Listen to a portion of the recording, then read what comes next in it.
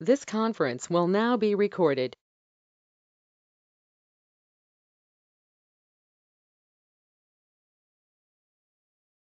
अस्सलाम वालेकुम जी ज़ीशान, कैसे हैं आप? अस्सलाम सर, कैसे? ठीक ठाक। आप सुनाएं कैसे हैं? वालेकुम अस्सलाम, अल्लाह का शुक्र है, मैं भी खैरियत से हूँ।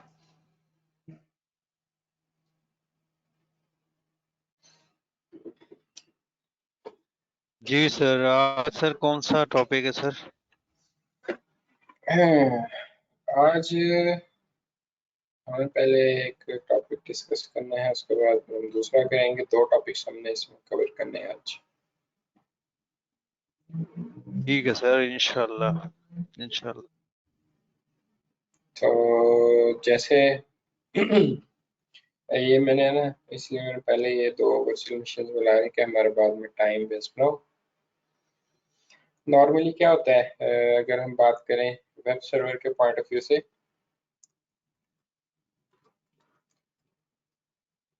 हम एक वेब सर्वर क्रिएट करते हैं अपना, या अपनी वेब एप्लीकेशन क्रिएट करते हैं।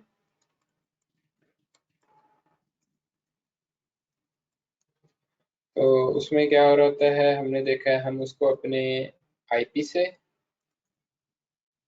या फिर हम अपने जो भी हमने उसमें उसका एक जो था डीएनएस, उसके थ्रू हम अपने उस सर्वर को एक्सेस कर सकते हैं। ठीक है ना? अगर हम जनरल सिनेरियो डिस्कस करें, तो इसमें ये मैंने बेसिकली एक मशीन क्रिएट की है माई वेब के नाम से। इसको मैं कनेक्ट कर लेता हूँ बाय यूजिंग आरडीपी। डाउनलोड करता हूँ मैं इसका आरडीपी क्लाइंट, और मैं इसको कनेक्ट करता हूँ।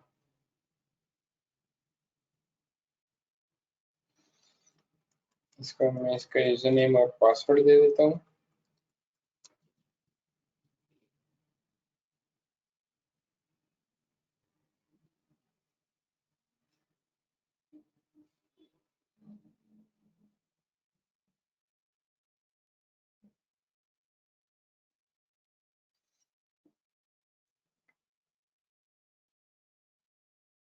अब ये क्या हो रहा है, मेरा यहाँ पर जो यूज़र है वो बेसिकली सॉरी, जो मेरा इंस्टेंट वर्चुअल मशीन है वो कनेक्ट हो रही है यहाँ पर।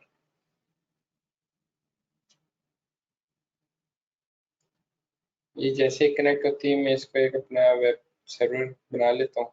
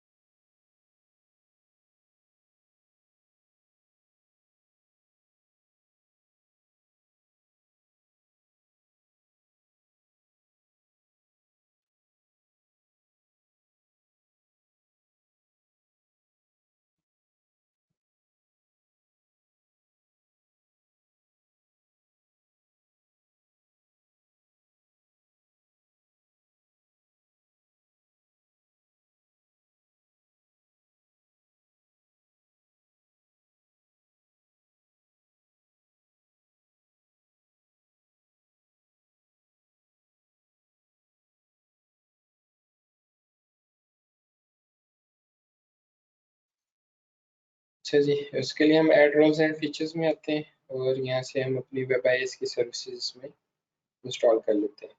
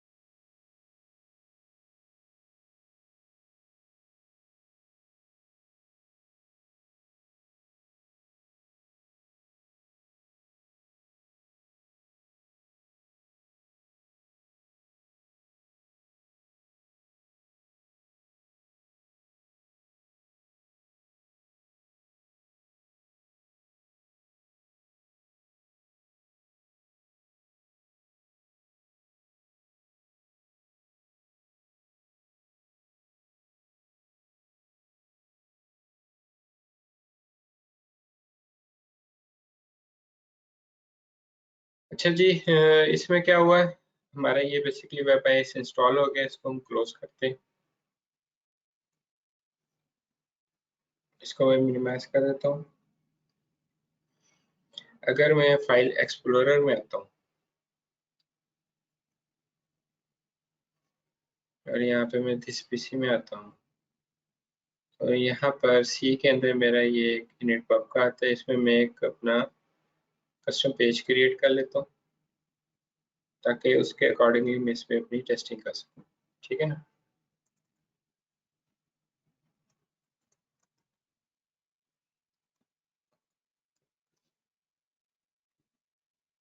और इसको हम यहाँ से क्लोज करते हैं, व्यू में आते हैं, फाइल्स एंड एक्सटेंशन में आते हैं और मैं इसको क्या नाम देता हूँ, index.html का। ठीक हो गया। अब ये क्या हो गया, मेरा एक वेब सर्वर यहाँ पर क्रिएट हो गया। तो उसके लिए अगर मैंने इसको एक्सेस करना है, मैं इसके ओवरव्यू में आऊँगा और यहाँ से मैं क्या करूँगा, इसका पब्लिक आईपी ले लूँगा।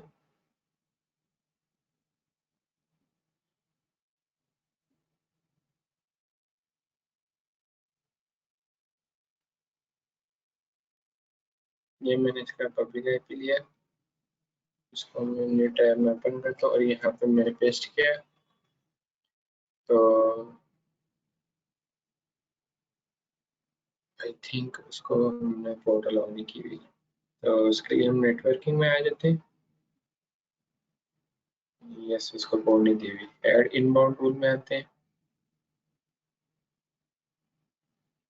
डेस्टिनेशन ठीक है नहीं, और यहाँ से अपनी कोड दे देते हैं और इसको हम ऐड कर देते हैं।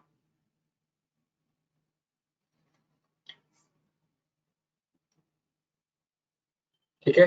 अब ये क्या है, हमारा web server access by using our public IP address. और सेकंड हमने बेसिकली यहाँ पर काम क्या किया था, मैं इसके ओवरव्यू में आता हूँ। तो हमने यहाँ पर बेसिकली इसमें एक उसका डीएनएस नेम ऐड कर दिया था। तो हमने फिर ये देखा था by using that DNS name हम उसको एक्सेस कर सकते हैं। तो अभी ये शो होता है, तो मैं आपको वो ऐड करके उसके थ्रू भी एक्सेस करके दिखा देता हूँ। इसके हम नॉट कॉन्फ़िगर्ड पर आएंगे और यहाँ पर बेसिकली दे देंगे माई टेस्ट 009 मैंने दे दिया कुछ, और मैंने इसको सेव कर दिया। अभी क्या करेगा, मेरा एक इसके नाम से डीएनएस बना देगा और मैं इस अपने डीएनएस के थ्रू भी इससे कनेक्ट कर सकता हूँ। ये इसे आगे हम सर डोमेन जो आ रही है, ये तो easyus डॉट क्या आ रही थी, easyus.cloudapp.azure.com आ रही है ना, ठीक है ना। जी जी जी एग्जैक्टली यही आ रही है। तो ये चेंज हो सकती है कि नहीं। यही काम करना है हमने। तो मैं अच्छा इससे भी ठीक अगर है। एक्सेस करता हूँ तो सेम मेरा रिजल्ट आ रहा है कि मैं अपनी वेबसाइट को एक्सेस कर पा रहा हूँ। ठीक है ना। अब क्या है, अब कंपनी आओ कहते हैं जनाब जिशान साहब, ये आपने हमें क्या यूआरएल दे दिया है, हमारा तो ये यूआरएल नहीं है कंपनी का। ठीक है ना। वो कहते हैं जी लेट्स से, वो कहते हैं ITN777.tk हमारी ये वेबसाइट है, हमें तो इस पे ये वेबसाइट मिलनी चाहिए, आप हमें ये कौन सा यूआरएल दे रहे हैं यहाँ पर। तो उसके लिए फिर आपने क्या काम करना है, तो उसके लिए फिर हम यहाँ पर यूज करते हैं Azure DNS को। ठीक है। Azure DNS की एक सर्विस है जिसमें जाके आप अपना जोन क्रिएट करते हैं और उसके अंदर आप अपनी वो सारी की सारी इम्प्लीमेंटेशन करते हैं, और जहाँ से भी आपने अपनी वो डोमेन परचेज की हुई है उसके थ्रू आप बेसिकली अपने उसमें कनेक्ट कर जाते हैं। तो ये बेसिकली आपके पास Azure DNS है क्या, इसके बारे में यहाँ पे मैंने कुछ बुलेट्स बनाए हैं इसके, कि ये बेसिकली आपके पास जो कह लें कि ये क्या बोलते हैं इसको, फुल्ली मैनेज सर्विस होती है जिसके थ्रू आप अपने जितने भी यहाँ पर वेबसाइट्स हैं उनको मैनेज कर सकते हैं। बट अभी तक जो एज्योर है ये आपको ये ऑप्शन नहीं प्रोवाइड करता कि आप बेसिकली एज्योर से जाकर डायरेक्ट कोई डोमेन बाय कर लें। उसके लिए आपको क्या करना पड़ता है, किसी भी वेब होस्टिंग से आपको अपनी डोमेन परचेस करनी पड़ती है, वो फिर आप डोमेन यहाँ पर बेसिकली ऐड कर सकते हैं, ठीक है ना। इसके अलावा और कोई इसमें अभी तक इन्होंने ऑप्शन ये नहीं प्रोवाइड की कि वहीं पर आप कर लें, जबकि आपको AWS ये फैसिलिटी देता है कि आप वहाँ पर भी अपनी डोमेन परचेज कर सकते हैं, जो भी आपने परचेज करनी है, ठीक है ना।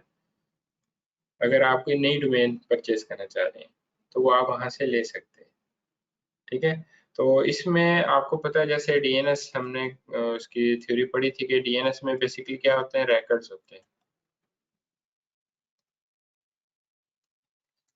तो उसमें हमने देखा था डिफरेंट रिकॉर्ड होते हैं, ए रिकॉर्ड होता है, टेट्रा ए होता है, ठीक है ना। या आप डिफरेंट इसमें NS रिकॉर्ड होता है, MX रिकॉर्ड होता है, इसमें TXT रिकॉर्ड होता है, PTR होता है, SOA होता है। ये हमने काफी सारे रिकॉर्ड्स देखे थे कि बेसिकली इसमें काम कर रहे होते हैं। तो इसका मतलब क्या होगा, अगर मैंने अपनी कोई भी मेरी कस्टम डोमेन है वो मैंने यहाँ पर डिस्प्ले करवानी है, जिसके थ्रू हमारे कंपनी के जितने भी यूजर्स हैं उसको एक्सेस कर सकें, तो उसके लिए मुझे फिर यहाँ पर क्या करना पड़ेगा, इसमें एक DNS रिकॉर्ड क्रिएट करना पड़ेगा, ठीक है। तो उसके लिए यहाँ पे हमारे पास माइक्रोसॉफ्ट एज्यूर ने हमें दी हुई है बेसिकली एक सर्विस जिसको हम DNS बोलते हैं। तो उसके लिए यहाँ पर इनकी सर्विस है DNS जोन्स के नाम से। इसमें आप आ जाएंगे DNS जोन्स में, और यहाँ पर आने के बाद सबसे पहले अपना आपने एक DNS जोन क्रिएट करना है, ठीक है। तो उसके लिए क्रिएट DNS जोन पे क्लिक करेंगे।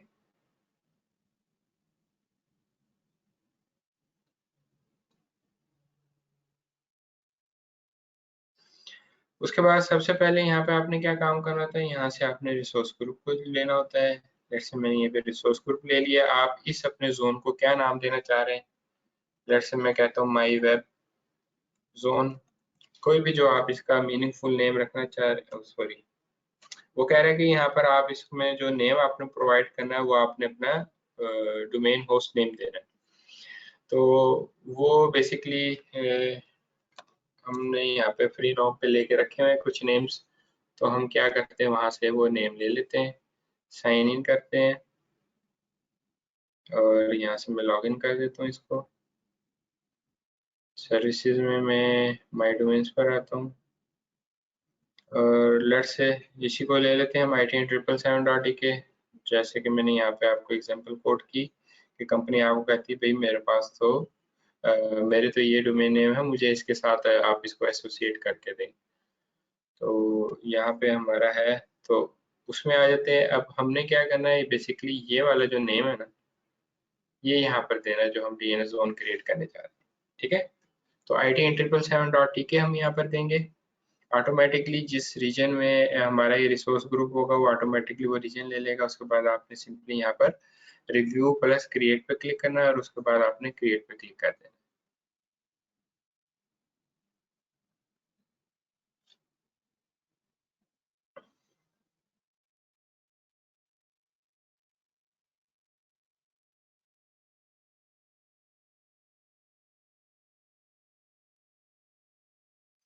ओके जी, हमारा ये रिसोर्स क्रिएट हो गया। उसके बाद हमने आ जाना है यहाँ पर गो टू रिसोर्स पे।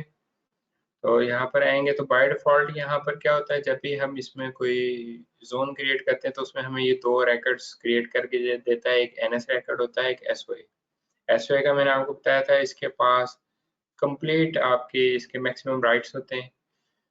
तो बाकी NS रिकॉर्ड है। तो अब हमने काम ये करना है कि हमने अपने ये जो इसने हमें NS रिकॉर्ड्स यहाँ पे प्रोवाइड की, ये सारे के सारे हमने जाकर अपने इस पोस्टिंग वेबसाइट पर जाना है, और इसके मैंने नेम सर्वर्स में आ जाना है, ठीक है। तो यहाँ पर आकर मैं कस्टम पर आऊंगा, और मैंने वन बाय वन जितने भी यहाँ पर मेरे पास नेम्स हैं ये मैंने यहाँ पर इसको प्रोवाइड करना है।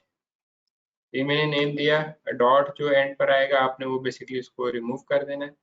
वन बाय वन आप इनको कॉपी करें और यहाँ पर आप पेस्ट करते जाएं, ठीक है। एंड पर से डॉट आपने लाजमी रिमूव करना है। अदरवाइज वो आपके ना उसको प्रॉपर फंक्शन में नहीं लेकर आएगा। ऐड तो कर देगा वो, लेकिन आपकी ना वेबसाइट वो रन नहीं करेगा। ये सारे आपने नेम सर्वर्स ऐड कर देने, जितने भी उसने आपको प्रोवाइड किए, 4 आपको प्रोवाइड करता है, वो आपने इस तरह से यहाँ पर नेम सर्वर्स ऐड कर देने। नेम सर्वर्स ऐड करने के बाद आपने चेंज नेम सर्वर्स पे क्लिक कर देना, ठीक है। तो अब ये क्या करेगा, आपके ये उसने कस्टम जो आपने यहाँ पर नेम सर्वर्स ऐड किए हैं, अब मैं अगर आके दोबारा आपको दिखाऊं तो ये देखें उसने ये ऐड कर दिए। ठीक हो गया, सिंपल।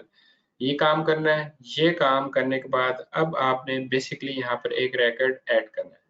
तो उसके लिए आप क्या करेंगे, रैकेट सेट पर आएंगे, यहाँ टॉप पे इसने दिया हुआ है, और यहाँ पर आने के बाद नेम आप बिल्कुल इसको एम्प्टी रहने दें, आपको यहाँ पे कुछ देने की जरूरत नहीं है। तो वो ITN777.tk आपको ये दे रहा है। तो लेट्स से अगर आपको इसमें चाइल्ड नेम देना चाह रहे हैं जैसे myweb.itn777.tk, तो आप यहाँ पर मेंशन कर दें। हम बेसिकली इसको एक्सेस करना चाह रहे हैं बाय यूजिंग ITN777.tk, तो हम एज इट इज रहने देंगे, इसमें नेम में हम कुछ भी नहीं प्रोवाइड करेंगे। टाइप में हमने ए रैकेट लेना है, क्योंकि हम IPv4 को यूज कर रहे हैं। जैसे कि मैंने आपको पहले भी बताया था, IPv4 के लिए हम ए रैकेट यूज करते हैं, और IPv6 के लिए हम टेट्रा ए रैकेट यूज करते हैं। तो TTL को मैं कम करके 1 मिनट पर ले आता हूँ, और IP एड्रेस में अब आपने उसको IP एड्रेस प्रोवाइड करना है। IP एड्रेस किसका प्रोवाइड करना है, जो आपका यहाँ पर, मैं न्यू टैब में इसको ओपन करता हूँ, आपके इस वेब सर्वर का IP एड्रेस है, वो बेसिकली आपने यहाँ पर इसको प्रोवाइड कर देना है।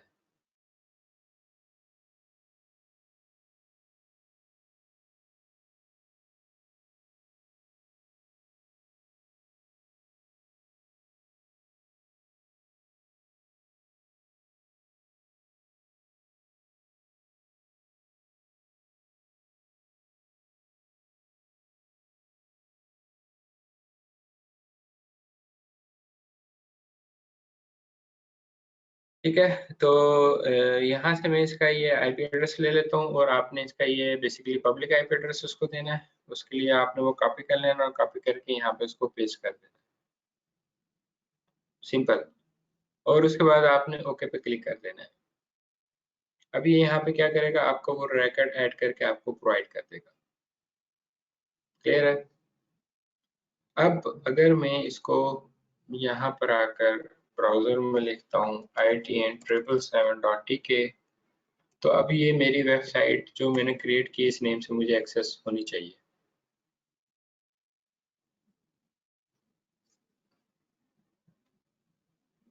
अभी तक इसने अपडेट नहीं किया, आ जाना चाहिए।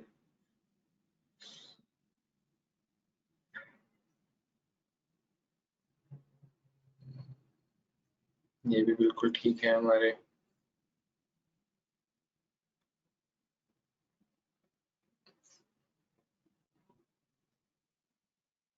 पब्लिक IP दिया था ना हमने। सर इसमें DNS नेम जो है वेब सर्वर में देखें वही आ रहा है। जी, वेब सर्वर में DNS नेम जो है वो चेंज नहीं हुआ, मतलब देखें जरा एक मिनट। मतलब क्या कह रहे हैं, इधर हूँ ये इसमें जो DNS DNS नेम है वेब सर्वर में जो DNS नेम है ये। हाँ, ये नहीं, ये तो हमने ऐड किया था ना, इसको आप चाहे तो खत्म कर दें। ये तो हमने वैसे ही ऐड किया था। अच्छा अच्छा। हो सकता है ये भी इशू कर रहा हो। अब मैं इसको रिफ्रेश करता हूँ, इसको दे देना चाहिए फौरन से ITN777.tk, यही हमने दिया था ना। जी सर। ITN777.tk, ये भी ITN777.tk।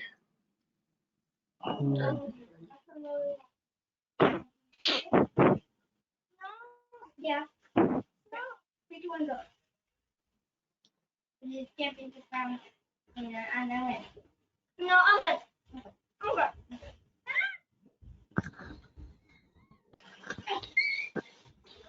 ये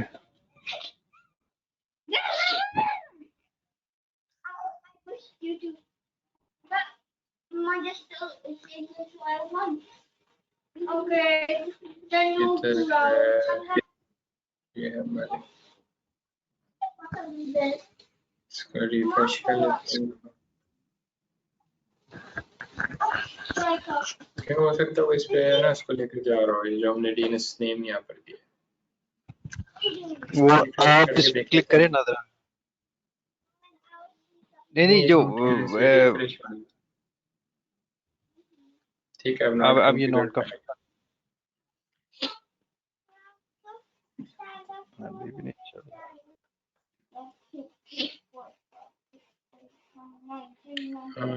हम यहाँ से है ना, इसको use default change name servers पर क्लिक कर देते हैं।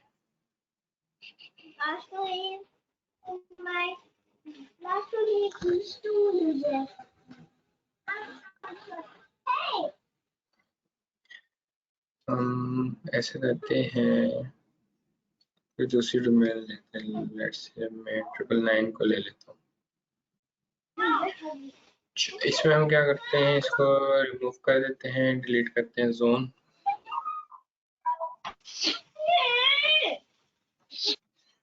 और मैं इसको डिलीट कर देता हूँ। नया जोन क्रिएट करते हैं इसमें।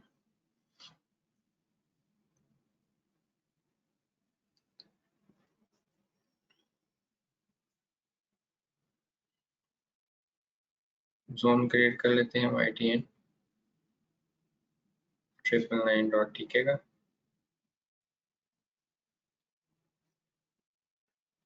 क्रिएट RG1, देख लें कोई स्पेशल वगैरह तो नहीं है ना। ओके क्रिएट, और ये क्रिएट।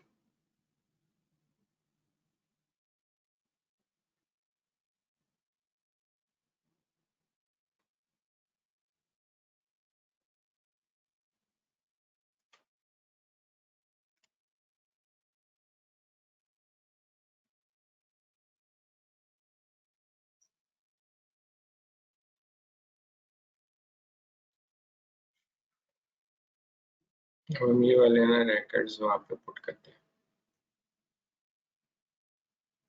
नेम सर्विस कस्टम,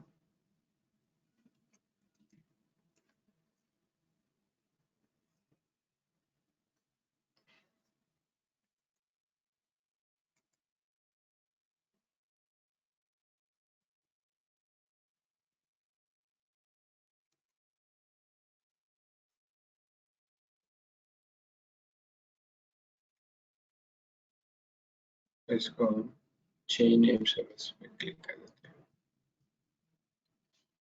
ये जैसे ही अपडेट होता है तो फिर हम इसका रिकॉर्ड यहाँ पे पुट करते हैं।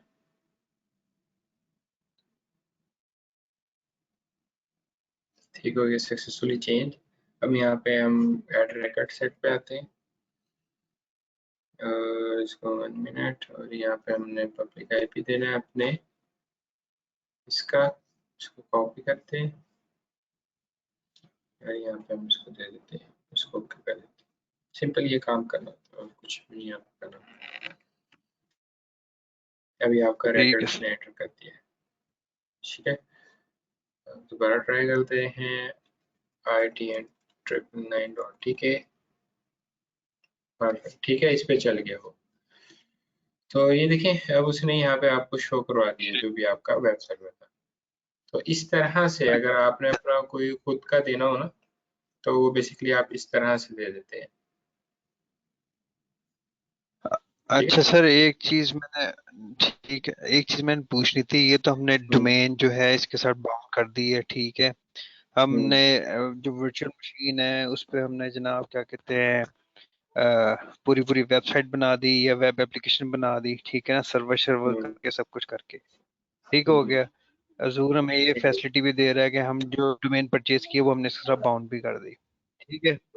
अब जिस तरह एक वेबसाइट मैंने बनाई है, मैंने होस्टिंग किसी और की ली है, तो उस चीज से बचने के लिए क्या हम मतलब ये अजूर पे हम यूज कर लें, मेरा जहाँ तक ख्याल है ये अजूर की शायद महंगी पड़ेगी हमें एज कम्पेयर टू जो होस्टिंग हम दूसरों से लेते हैं। नहीं, मैंने आपको बताया यहाँ पे एक स्लाइड में मैंने मेंशन किया हुआ है कि अभी तक अजूर आपको ये नहीं प्रोवाइड कर रहा कि आप यहाँ से होस्टिंग परचेज करें,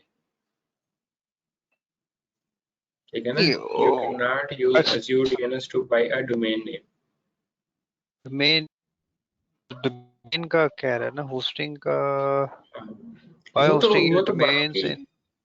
नहीं नहीं, बाकी तो आपके जो आपने सिर्फ वहां से होस्टिंग नहीं लेना, आपने सिर्फ डोमेन नेम लेना है, डोमेन नेम लेना है। और यहाँ पे ये देखें जो फ्री नॉर्म में मैंने लिए हुए हैं ना, ये सारे डोमेन नेम लिए हुए हैं। यहाँ पे मेरी होस्टिंग होस्टिंग कुछ भी नहीं है। यहाँ पर सिर्फ मैं रिकॉर्ड्स नहीं ऐड कर सकता हूँ और ये सारे काम कर सकता हूँ, जी जी, ठीक वो है। सब ठीक है, मेरा असल में मतलब ये था कि मैं अगर कोई वेबसाइट बनाता हूँ वर्चुअल मशीन में, ठीक है, हम्म बना दी, डोमेन परचेज करके इसके साथ बाउंड कर दी। अब जिस तरह अभी हम्म आपने ITN999.tk चलाई है, मैं यानी कि अपनी कोई चलिए। वेबसाइट इस तरह चला सकता हूँ कि नहीं? नहीं चला सकता, ये हाँ, बताएं मुझे। चला सकते हैं ऐसे ही जैसे ही मैंने चलाई है। मैंने यहाँ से होस्टिंग परचेज की है और इसको मैंने बेसिकली कर लिया। मेरा फिर यही सवाल है ना कि ये हमें महंगा पड़ेगा या अलग से हम होस्टिंग ले लें, वो सस्ती पड़ेगी या महंगी पड़ेगी? क्योंकि दूसरी होस्टिंग की निस्बत अजूर के ऊपर मेरे ख्याल से आपको रिस्पांस बड़ा अच्छा मिलता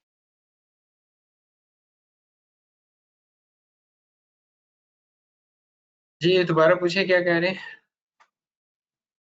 है। मैं ये कह रहा था कि सिवाय इसके कि मैं किसी और से होस्टिंग परचेज करूं, मैं जस्ट डोमेन ले हम्म, लेता हूं और वर्चुअल मशीन के ऊपर जनाब क्या कहते हैं, अपनी वेबसाइट बना के होस्ट डोमेन उसके साथ बाउंड करके, तो मैं इसी के ऊपर चला लेता हूँ अपनी वेबसाइट के। मैं किसी और से होस्टिंग परचेज करके, जैसे वो गोडैडी वगैरह उधर से मतलब मुझे लेनी ना पड़े, मैं यहीं से चला लूँ।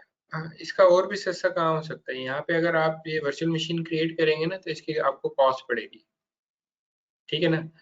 अगर तो आपकी मैं कोई ये स्टैटिक वेबसाइट है ना, स्टैटिक नॉर्मली वेबसाइट्स हमारी यूज हो रही होती हैं, जो तो आपकी स्टैटिक वेबसाइट है वो आप बगैर इसमें वर्चुअल मशीन के उसमें काम कर सकते हैं, ठीक है। अगर आपकी डायनेमिक है उसके लिए फिर आपको वर्चुअल मशीन में जाना पड़ेगा, तो इसकी आपको कॉस्ट पड़ेगी अकॉर्डिंग टू आपने जो भी यहाँ पे इसकी टाइप यूज की हुई है, ठीक है। मैं पूछ रहा था ना कि मुझे ये ज्यादा कॉस्टली पड़ेगी या मैं अलग से होस्टिंग लेके उधर होस्ट कर लूँ, वो बेटर रहेगी? वही मैं आपको बता रहा हूँ कि जो आपकी है ना स्टैटिक वेबसाइट्स, वो तो आप यहाँ पे वहाँ यहाँ पर आप होस्ट कर सकते हैं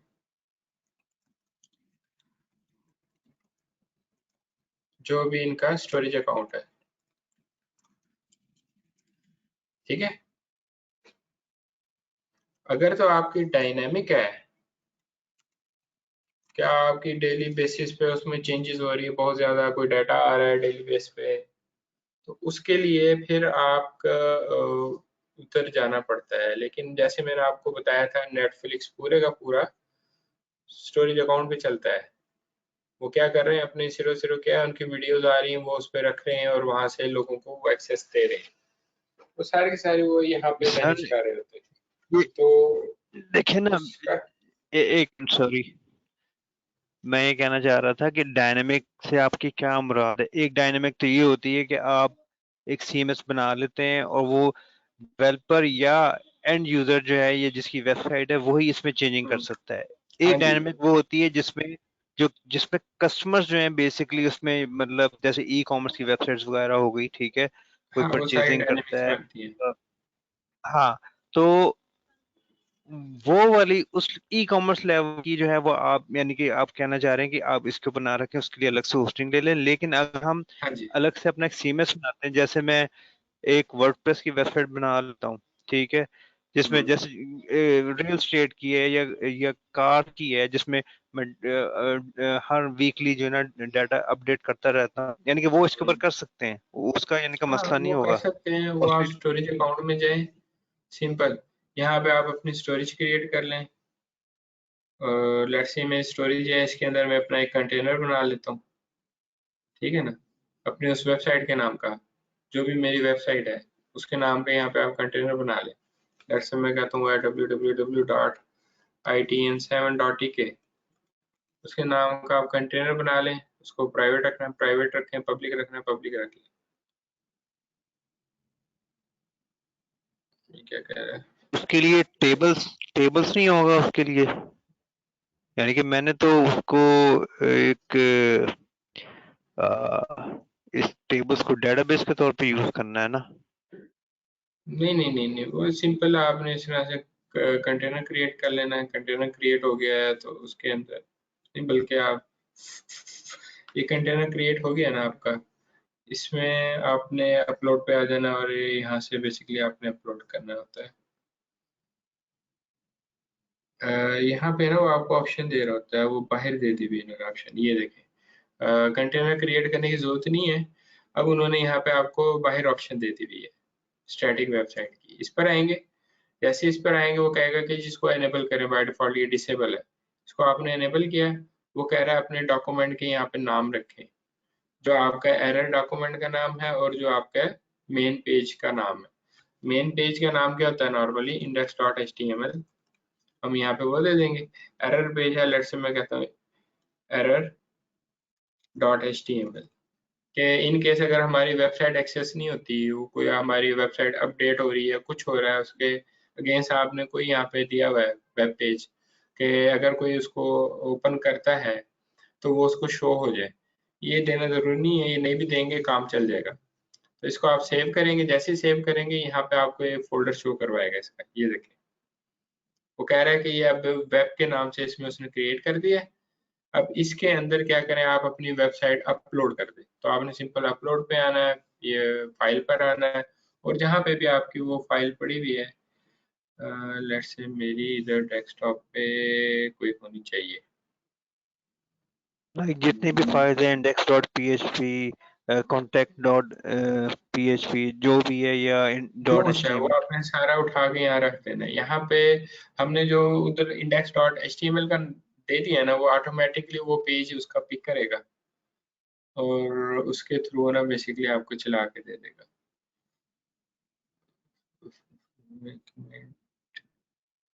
नहीं, इसमें भी नहीं होगा, 1 मिनट लैब का है ये, इसमें होगा, ये स्टैटिक वेबसाइट है। ये देखें, ये 2 पेजेस बने हुए हैं, मैं ये उठा लेता हूँ और इसको मैं अपलोड कर देता हूँ। ठीक है, अभी यहाँ पे अपलोड हो गया मेरा, सिंपल। तो अब मैंने अगर इसको एक्सेस करना है तो यहाँ पर अगर मैं इसके ओवरव्यू में आता हूँ,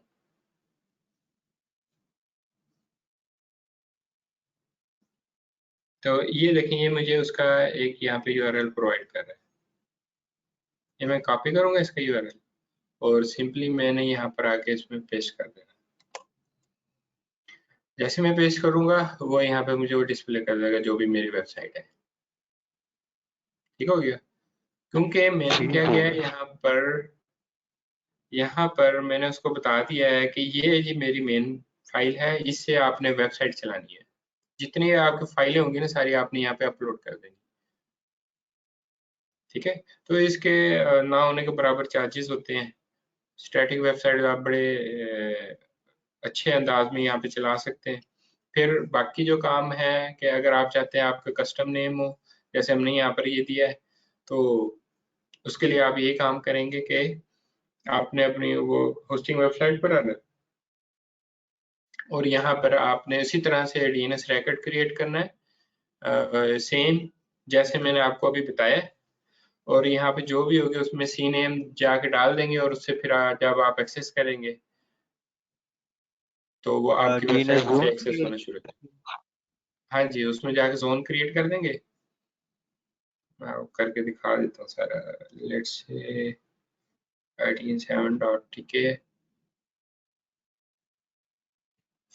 बल्कि मैं दूसरे ले लेता हूँ, डोमेन्स पे आता हूँ, यहाँ पे एक ये सिनवान के नाम से आ रही है, इसको ले लेते हैं। और मैं ये यहाँ पे कॉपी करता हूँ और इसके नाम का मैं क्या करूँगा, एक माई वेब होम और डीएनएस जोन, और मैं क्या करता हूँ यहाँ पे क्रिएट कर लेता हूँ एक डीएनएस जोन। रिसोर्स ग्रुप में यहाँ से चूज कर लूंगा और यहाँ पे मैं वो नेम दे दूंगा, ठीक है ना, और मैं इसको क्रिएट कर दूंगा। अब ये जो यहाँ पे मुझे रिकॉर्ड्स देगा जैसे मैंने अभी पुट किए हैं नेम सर्वर के रिकॉर्ड, वो मैंने बेसिकली क्या करना है यहाँ पर आके मैनेजमेंट में नेम सर्विस में वो दे देने हैं कस्टम में, सिंपल। और मेरी वेबसाइट उसके बाद मैं रिकॉर्ड उसमें ऐड कर दूंगा।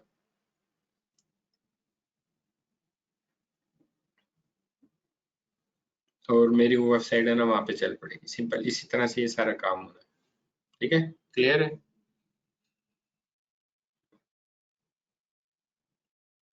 ठीक है। तो इस तरह से है ना कर लिएगा। इसमें स्टैटिक वेबसाइट अगर आपने क्रिएट करनी हो तो बेसिकली इस तरह से क्रिएट होती है। ये होगा सर कि कॉस्टिंग के हवाले से पता देखना पड़ेगा, क्योंकि नहीं, मशीन वो क्या इसमें मैंने कहते आपको बताया था कि जब आप डाटा अपलोड करते हैं उसकी कोई कॉस्ट नहीं है। डाटा जब डाउनलोड करेंगे ना स्टोरेज अकाउंट से, उसकी कॉस्ट होती है पर जीबी के हिसाब से। तो मैं ठीक इसलिए ठीक आपको है बता सर। रहा हूँ कि ऑलमोस्ट आपका है ना फ्री आपकी वेबसाइट आपको यहाँ से पड़ेगी। बस जहाँ से आपने नेम परचेज किया हुआ है वहां से आपको उसके जो भी चार्जेस हैं वो पड़ेंगे।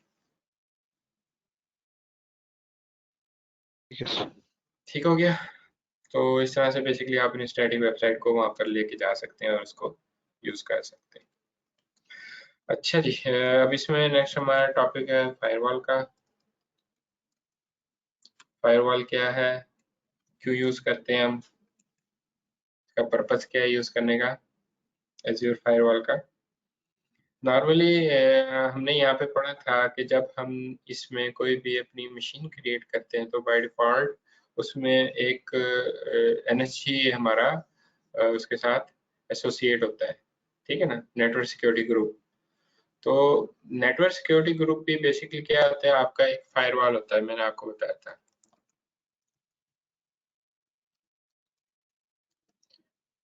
तो जब नेटवर्क सिक्योरिटी ग्रुप हमें फायरवॉल की फैसिलिटी प्रोवाइड कर रहा है तो यहाँ पर अलग से हमें फायरवॉल की क्यों जरूरत है, why we use Azure Firewall। Network security group जो है वो आपको बड़े बेसिक लेवल पर यहाँ पर उसके प्रोवाइड कर रहा होता है। अगर हम उसमें देखें, जैसे मैं यहाँ पे नेटवर्क पे आता हूँ और यहाँ पे मैं आपको दिखाता हूँ, तो यहाँ पे सिर्फ हमें वो क्या कह रहा है कि आप इसमें इनबाउंड रूल्स ऐड कर सकते हैं या आउटबाउंड रूल्स ऐड कर सकते हैं, ठीक है ना। बड़ी बेसिक लेवल के आप इसमें काम कर सकते हैं, सिर्फ पोर्ट अलाउ कर रहे हैं या डिनाई कर रहे हैं, इस किस्म के आप इसमें काम कर रहे हैं। तो लेकिन अब अगर आप किसी को उस तरह से एक्सेस नहीं देना चाह रहे या अपने आईपीज एक्सपोज नहीं करना चाह रहे हैं, तब आप क्या करेंगे, ठीक है। सेकंड में ये केस ये आता है, लेट्स से आप ये नहीं चाहते यूजर को इंटरनेट मिल रहा और उसको उसकी फुल एक्सेस हो। तो ये मैं अपनी वीएम बंद करता हूँ यहाँ से, ये मैं इसमें इसको मैं आरडीपी करता हूँ और आपको दिखाता हूँ। जैसे कि एक मेरी एक नॉर्मल वर्चुअल मशीन है और इसको मैं आरडीपी सेशन लेता हूँ। अभी मैंने इसकी नॉर्मल यहाँ पे बेसिकली क्या की थी, क्रिएशन की थी। इसमें मैं कनेक्ट में आता हूँ, तो यहाँ पे मैं क्या करूँगा, अपना यूजर नेम और पासवर्ड दे दूंगा। तो और इसको मैं कनेक्ट कर लूंगा।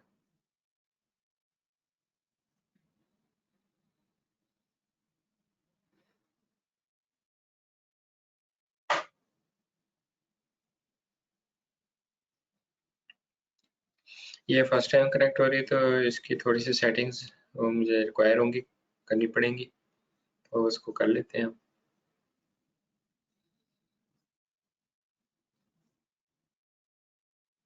जी फयाज, आवाज आ रही है आपको?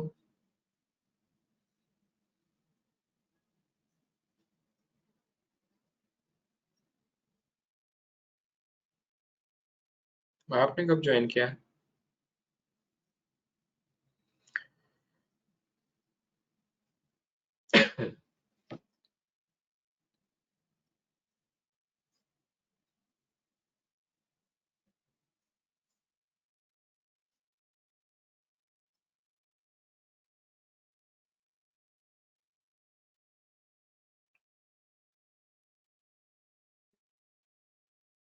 यानी आज आपका नेट नहीं सही चल रहा।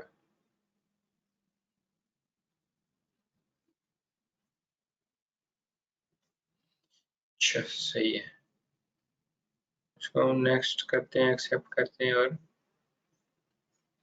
कंप्लीट कर देते हैं इसकी जो रिक्वायरमेंट। सही रखा करें अपना लैपटॉप।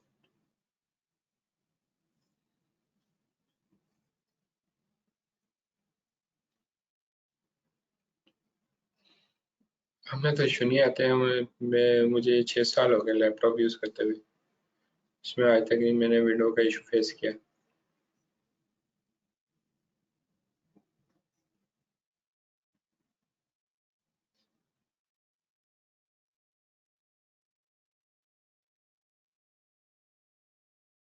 बस दोबारा ज्वाइन करें अगर ऑडियो नहीं आ रही।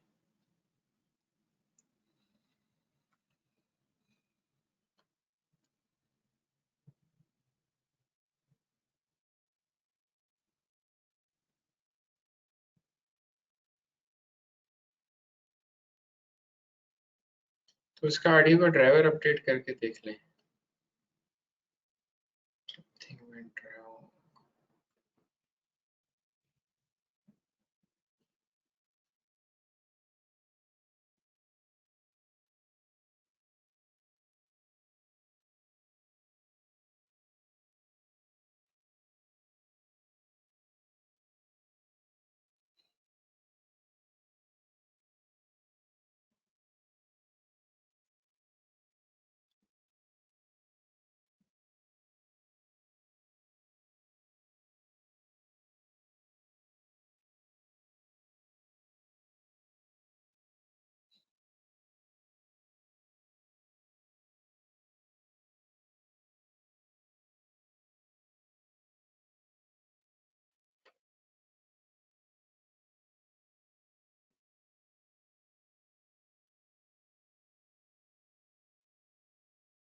कनेक्ट कर दिया इसने। अच्छा जी, अभी मैंने क्या किया है, इसको नॉर्मली मैंने कनेक्ट किया बाय यूजिंग आरडीपी सेशन। ठीक है,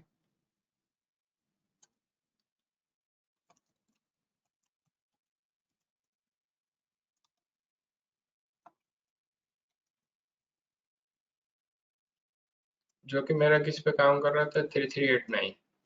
तो इसका हमने एक ये भी सोल्यूशन देखा था कि हमने अगर ये एक्सपोज नहीं करनी होती पोर्ट अपनी या आरडीपी सेशन, हमने इसको ऑफ रखना है, तो फिर हमने उसको किस तरह से एक्सेस करना है बाय यूजिंग बेस्टियन सर्विस।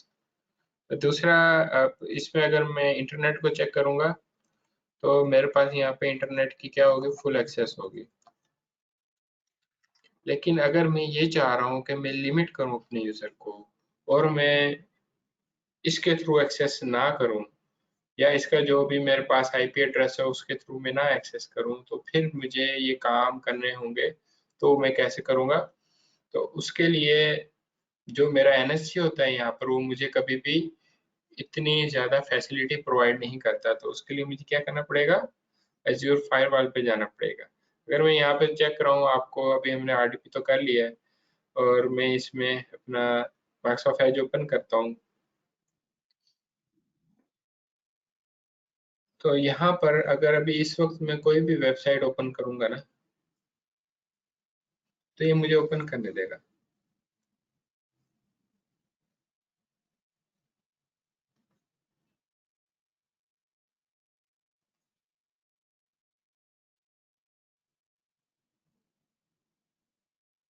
ये देखिए अभी ये माइक्रोसॉफ्ट पे जा रहा है। लेट्स से मैं कहता हूँ msn.com, तो मुझे msn पर ले जाएगा। लेट्स से मैं इसको कहता हूँ google.com, गूगल खुल रहा है मेरे पास।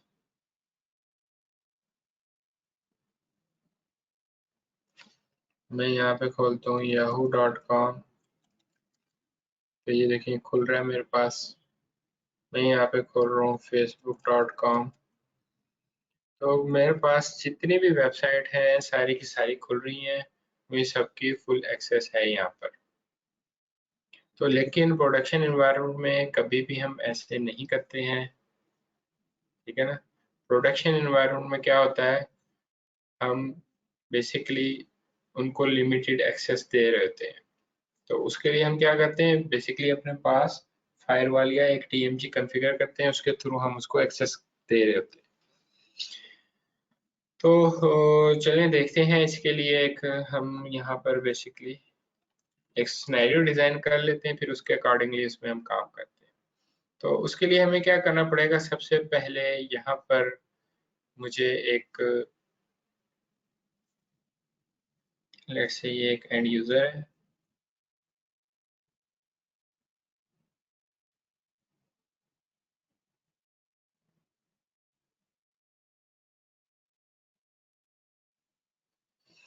ठीक हो गया। ये यहाँ पे हमारे पास है एंड यूजर। ये बेसिकली क्या करना चाह रहा है, इसने अपने यहाँ पे आरडीपी सेशन लेना जो भी वर्चुअल मशीन है, और ये बेसिकली क्या है हमारा यहाँ पर, ये हमारा वीनेट है, और वीनेट हम इसमें लेट से डिफाइन कर लेते हैं 10.3.0.0/16। ये इसका हमने एक साइडर सेट कर दिया। इसके अंदर हमने क्या किया, एक एनएसजी हमने इसमें चलाया,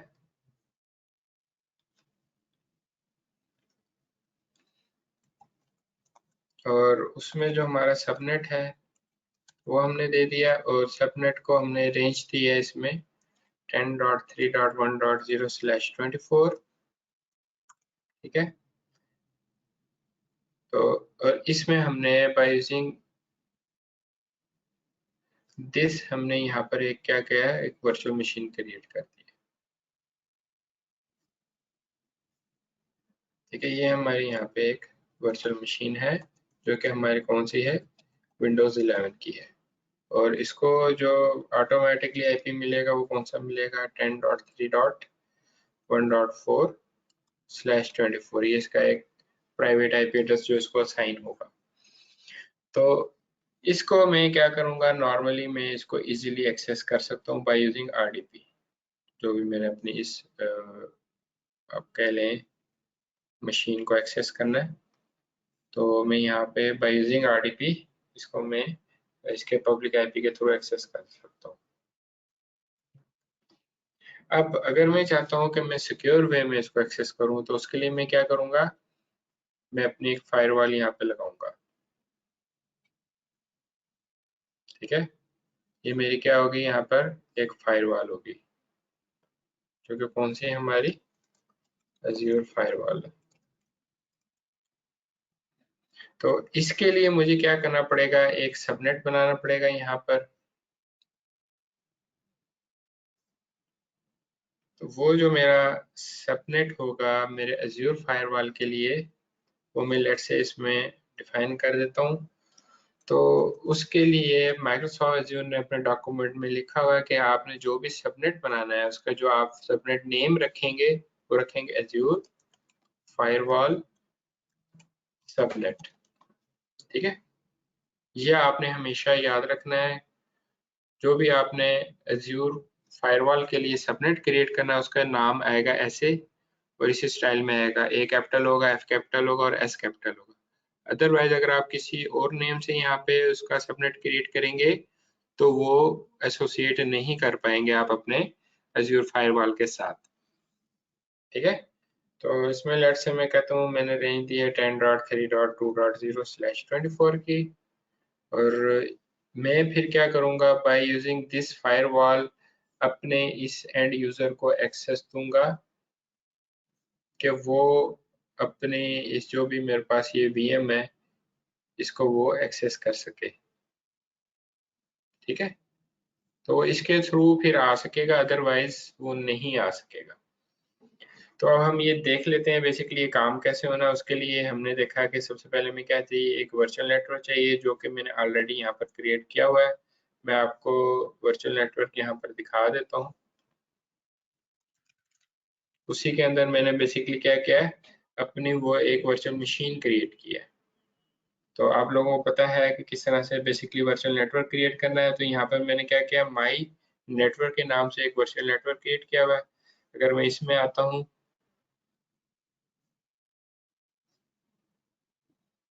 तो यहाँ पर आप देखेंगे मैंने कौन सी रेंज दी हुई 10.3.0.0/16 की रेंज दी हुई है,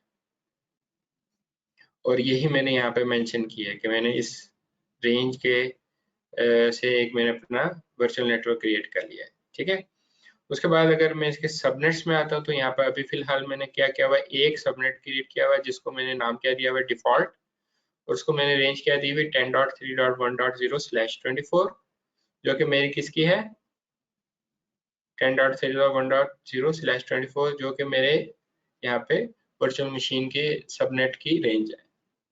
ठीक है, अब मैंने क्या करना है, दूसरा मैंने इसमें एक सबनेट क्रिएट करना है, उसको नाम क्या देना है एज़्योर फायरवॉल सबनेट का। तो मैं क्या करूंगा, यहाँ पर आऊंगा अपने सबनेट्स में, ऐड सबनेट पर आऊंगा, और यहाँ पे मैंने इसको नेम क्या देना है एज़्योर फायरवॉल सबनेट। ठीक हो गया, और रेंज मैंने इसको क्या देनी है 2.0/24 की। ठीक हो गया, और मैंने यहाँ पे कुछ भी नहीं करना और इसको सेव कर देना। अब क्या हो गया, मेरे पास ये जो रेंज है मैंने वो भी डिफाइन कर दी है। तो ये आपने हमेशा याद रखना, अगर आपने फायरवॉल इंप्लीमेंट करनी है तो आपका जो वर्चुअल नेटवर्क होगा उसका साइडर आपने हमेशा बड़ा रखना है, ताकि उसके अंदर आप दूसरे डिफरेंट साइडर्स क्रिएट कर सकें। स्पेशली आप अपने एज़्योर फायरवॉल सबनेट का जो भी साइडर है वो आप इसमें क्रिएट कर सकें। ठीक हो गया, तो ये देखिए उसने एक एज़्योर फायरवॉल सबनेट के नाम से यहाँ पर एक सबनेट ऐड कर दिया है हमारे उस वर्चुअल नेटवर्क में, और हमारे वर्चुअल नेटवर्क का नाम क्या है माई नेटवर्क। ठीक है, अब इसके बाद मेरा नेक्स्ट स्टेप क्या होगा, अब मैंने इसमें एक एज़्योर फायरवॉल क्रिएट करनी, तो उसके लिए मैं यहाँ पर सीधा आके फायरवॉल लिखूंगा, तो ये मुझे फायरवॉल्स के नाम से यहाँ पर दे रहा है। इस पे मैं क्लिक करूंगा, और यहाँ पर आने के बाद मैंने क्या काम करना है यहाँ पर मेरी कोई फायरवॉल नहीं है, तो मैं यहाँ पर अपनी एक फायरवॉल क्रिएट कर लूंगा। उसके लिए मैं क्रिएट फायरवॉल पे क्लिक करूंगा, रिसोर्स ग्रुप चूज करूंगा, सेम रिसोर्स ग्रुप होना चाहिए जिसमें आप बाकी काम कर रहे हैं, और ये मेरे ख्याल से उसने रीजन चेंज कर दिया, ये हमारा ईस्ट US2 में मेरे ख्याल से काम हो रहा है, और यहाँ पे हम इसको नाम दे देते हैं, लेट्स से मैं कहता हूँ माई टेस्ट फायरवॉल। ठीक हो गया, और अवेलेबिलिटी जोन में इस पे नहीं अप्लाई करना चाह रहा हूँ, इसको छोड़ दूंगा। और फायरवॉल टियर इसमें दो हैं, हम स्टैंडर्ड पे जाएंगे, हमने उस पर प्रीमियम पर नहीं जाना, ये पेड होता है। ठीक है, तो स्टैंडर्ड पे रहें, उसको फ्री में काम करें। उसके बाद वो कह रहा है कि आप क्या करें, इसमें एक पॉलिसी क्रिएट करें। बाय डिफॉल्ट इसमें कोई भी पॉलिसी आपको नहीं मिलेगी, तो आपने क्या करना है, यहाँ पे ऐड न्यू पे आना है, तो इसको यहाँ पर आपने नाम दे देना है माई फायरवॉल पॉलिसी। ठीक है, जो भी आपने मीनिंगफुल नेम देना वो दे दें, और यहाँ पे हमने क्या करना है, इसको ईस्ट US2 में क्रिएट कर देना है, और ये हमारा स्टैंडर्ड ही हमने पॉलिसी टियर यहाँ से लिया है, इसको आप ओके कर देंगे। अब वो नीचे कह रहा है कि आप चूज करें अपना नेटवर्क, कौन सा नेटवर्क आप अपने इस फायरवॉल के साथ एसोसिएट करना चाह रहे हैं, तो उसके लिए आप करेंगे यूज एग्जिस्टिंग। ठीक है, यूज एग्जिस्टिंग करेंगे, उसके बाद यहाँ पर आपका शो क्यों नहीं हो रहा, ये क्या चक्कर है, ईस्ट US2 ही होना चाहिए था। हम अपना नेटवर्क चेक कर लेते हैं किसमें हमारा क्रिएट हुआ है। Virtual networks east US, simple east US में, टू में नहीं है ये। तो हम यहाँ से क्या करते हैं, सिंपल ईस्ट US ले लेते हैं। ठीक हो गया, अब ये देखें उसने ऑटोमेटिकली नीचे हमारा वो ले लिया है जो हमने इसमें अपना बेसिकली क्रिएट किया है। सॉरी, इधर आएंगे, तो यहाँ पर ईस्ट US के अंदर हमारे पास क्या है, माई नेटवर्क, इस नाम से हमने अपना नेटवर्क क्रिएट किया था, वो आ गया। अब वो कह रहा है कि यहाँ पर एक पब्लिक IP इसके साथ असाइन करें अपनी फायरवॉल के साथ। तो उसके लिए हम क्या करेंगे, ऐड न्यू पे क्लिक करेंगे, तो मैं कहता हूँ ये मेरा माई पब्लिक IP है, और इसको आप क्रिएट कर दो। ठीक है, ये मैंने इसको माई पब्लिक IP का नाम दे दिया। उसके बाद सिंपली आपने रिव्यू प्लस क्रिएट पे क्लिक करना है और इसको क्रिएट कर देना है। ये आपकी फायरवॉल क्रिएट होगी। अब स्टेप्स क्या है हमारे, firewall creation steps. First of all आपको यहाँ पे क्या चाहिए, एक वर्चुअल नेटवर्क चाहिए, ठीक हो गया, मिनिमम /16 का। उसके बाद आपने उसमें सबनेट्स क्रिएट करने हैं,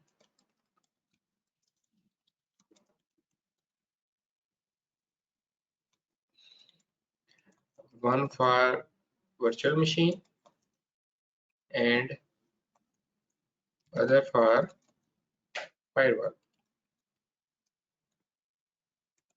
वो हमने क्रिएट कर लिए। थर्ड स्टेप क्या होगा हमारा, हमने फिर उसके बाद जाके क्रिएट करनी है फायरवॉल, ठीक हो गया। अब हमारी फायरवॉल क्रिएट हो गई है, अभी हो रही है, चलिए जी वेट करते हैं। इसके बाद नेक्स्ट स्टेप क्या होगा हमारा, अभी तक ये देखें ये मेरे पास एक्सेसिबल है, ये अभी इसकी मेरे पास एक्सेस खत्म नहीं हुई है।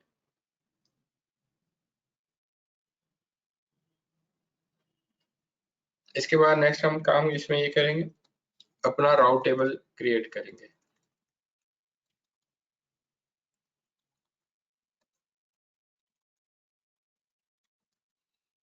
ठीक हो गया। फिर उसके बाद हम इसमें अपना राउट टेबल क्रिएट करने के बाद उसके बाद आप बेशक पहले रूल बना दें और फिर उसके बाद सबनेट एसोसिएट कर दें, या पहले आप सबनेट एसोसिएट कर दें उसके बाद आप रूल बना दें, कोई भी आप काम कर सकते हैं, ये अप डाउन कोई भी काम हो सकता है। लेकिन फायरवॉल क्रिएट करने के बाद आपने सबसे पहले राउट टेबल इसमें क्रिएट करना है, ठीक है। अभी तक हमारा ये क्रिएट हो रहा है, तो हम यहाँ पे थोड़ा सा वेट करते हैं। मीनवाइल अगर आप लोगों के माइंड में कोई क्वेश्चन है तो आप लोग पूछ सकते हैं।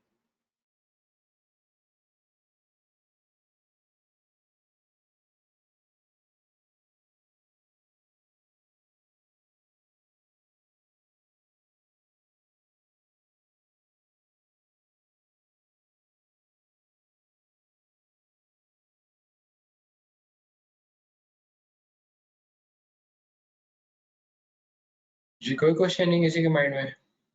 सर ये किस लेवल तक हम ये फायरवॉल में जो है ना काम कर सकते हैं? अभी तो आपने सिर्फ इंटरनेट एक्सेस का बताया ना, इसके अलावा और क्या मतलब मैंने आपको बताया सबसे पोर्ट्स पहले, वगैरह ब्लॉक? हाँ सारी पोर्ट्स पे भी आप काम कर सकते हैं इसमें।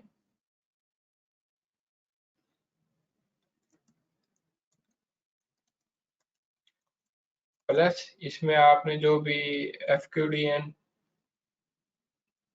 लेवल के इसमें जो भी आपने रूल्स क्रिएट करने वो सारे के सारे आप इसमें क्रिएट कर सकते हैं। ये सारे के सारे वो इसमें आप ब्लॉक अलाउ सब काम कर सकते हैं। अभी हम करके देखेंगे कि जैसे ही मैं अपने सबनेट को एसोसिएट करूंगा उसके बाद जब मैं इसमें बेसिकली राउट क्रिएट करूंगा, ये मैंने रूल लिख दिया, ये बेसिकली क्या है, राउट है, इसमें हम राउट क्रिएट करेंगे।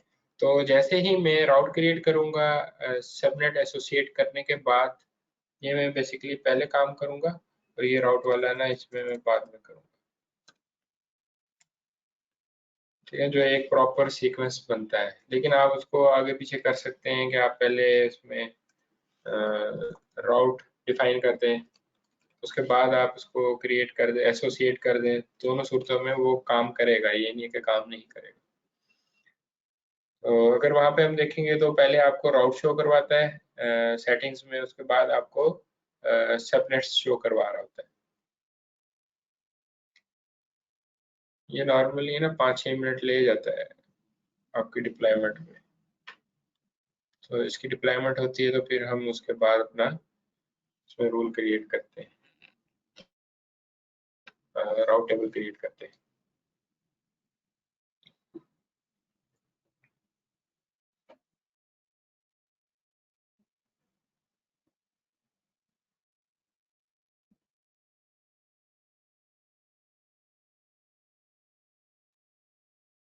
जिशान आपसे जो उन्होंने इंटरव्यू में क्वेश्चन किया था ना, वैसी का किया था firewall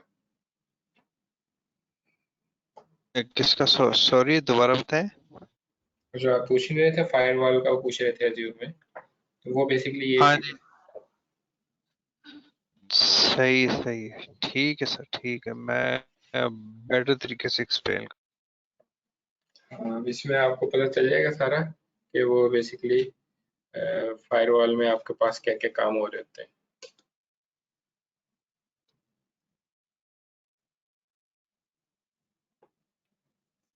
ठीक है,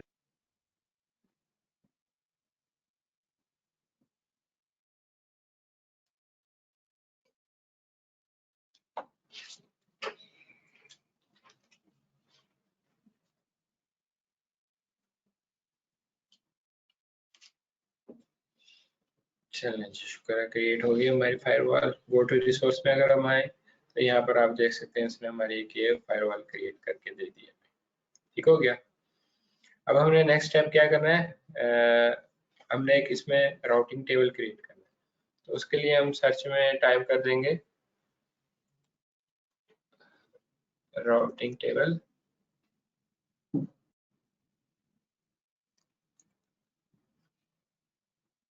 तो ये आपको दे देगा यहाँ पे राउट टेबल्स के नाम से सर्विस, इसमें आप आ जाएंगे। और अब यहाँ पे आपने क्या करना है, एक अपने राउटिंग टेबल को क्रिएट करना है। उसके लिए क्रिएट राउट टेबल पर आएंगे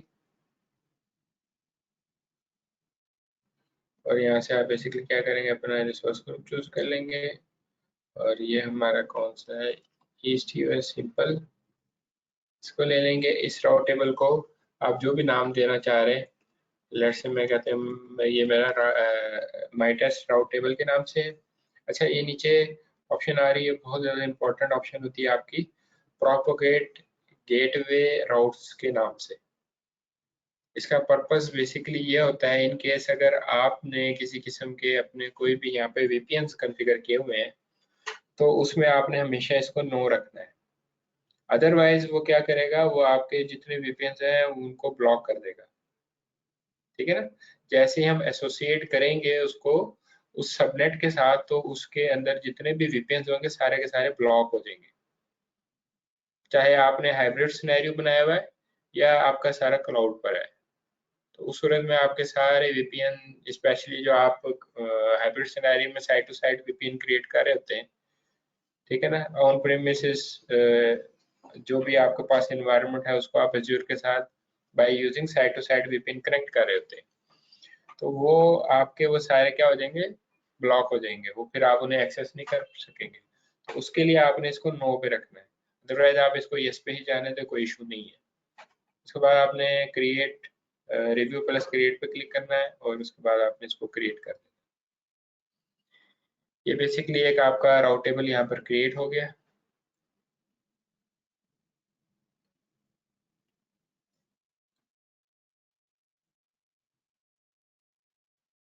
अब जैसे ये क्रिएट होता है, हो गया क्रिएट, चलें गो टू रिसोर्स पे आते हैं। अब ये सेटिंग्स में आपके पास है, यहाँ पे देखें, वो पहले आपको राउट्स का कह रहा है और सेकंड आपको सबनेट्स का कह रहा है। ठीक है ना। जैसे ही मैंने यहाँ पे लिखा है ऊपर राउट टेबल्स, उसके बाद आप क्या करें, एसोसिएट करें सबनेट को और उसके बाद अपने उसमें राउट क्रिएट करें। तो ये अगर हम इसमें देखें तो पहले वो राउट्स का बता रहा है हमें, उसके बाद सबनेट्स का बता रहा है। आगे पीछे कोई भी काम कर सकते हैं। मैं क्या करता हूँ, पहले अपने सबनेट को यहाँ पे एसोसिएट कर देता हूँ। उसके लिए मैं सबनेट्स पे आऊँगा, एसोसिएट पे आऊँगा। तो यहाँ से मैंने बेसिकली अपना वो नेटवर्क ले लेना, कौन सा है, माई नेटवर्क। और वो मेरे से पूछ रहा है कौन सा सबनेट आप इसके साथ एसोसिएट करना चाह रहे हैं, जिस पे ये सारी की सारी आपने इम्प्लीमेंटेशन करनी है। तो अगर आपको याद हो, हमारा वहाँ पर दो है बेसिकली, एक है हमारा डिफॉल्ट के नाम से, एक एज्यूर फायरवॉल सबनेट के नाम से। तो जितनी हमारी वर्चुअल मशीन है कहाँ पर है, हमारे डिफॉल्ट सबनेट में।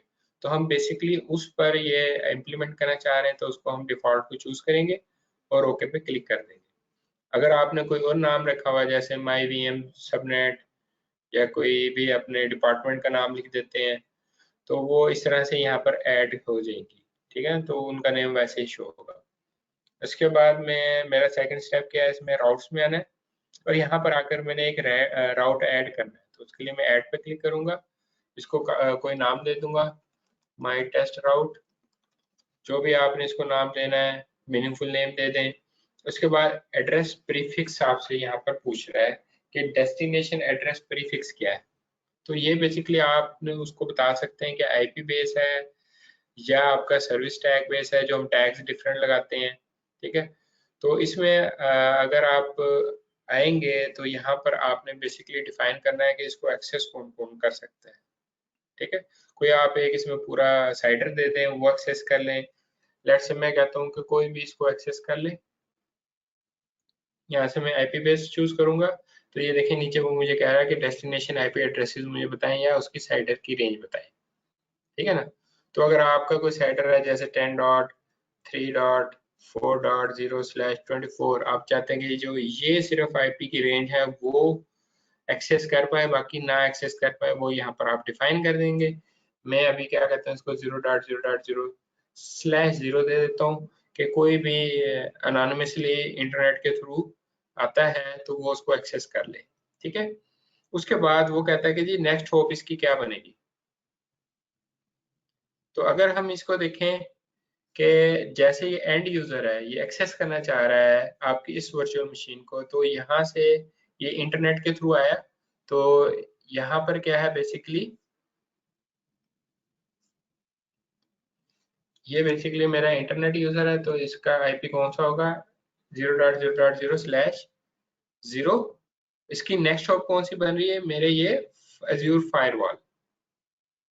ठीक है, तो मुझे यहाँ पर क्या करना पड़ेगा, उसको बताना पड़ेगा कि भाई इसकी जो नेक्स्ट हॉप है वो कौन सी है। यहाँ पे आपके पास डिफरेंट ऑप्शंस उसने दी हुई है कि आप इसको वर्चुअल नेटवर्क गेटवे पर लेकर जाना चाह रहे हैं, वर्चुअल नेटवर्क पर, इंटरनेट पर, वर्चुअल अप्लायंस है, क्या है। तो यहाँ पर जो हम बेसिकली फायरवॉल यूज कर रहे हैं वो क्या है, यहाँ पर हमारी एक वर्चुअल अप्लायंस है, तो यहाँ से मैं वर्चुअल अप्लायंस ले लूंगा। और वो कह रहा है कि जी यहाँ पर मुझे उस नेक्स्ट होप का एड्रेस दें। ठीक है ना, तो आपको क्या करना है, आपने फायरवॉल पर जाना है। ये मैंने क्या खोला हुआ है यहाँ पर, नेटवर्क्स हैं, चलो होम पर आते हैं, यहाँ पे मैं फायरवॉल्स पर आता हूँ और ये जो मैंने फायरवॉल क्रिएट की है इस पर आ जाता हूँ। तो आपने क्या करना है, इसका ये प्राइवेट आईपी एड्रेस वहां पर दे देना है। ठीक है, ये कॉपी किया और यहाँ पर दे दिया।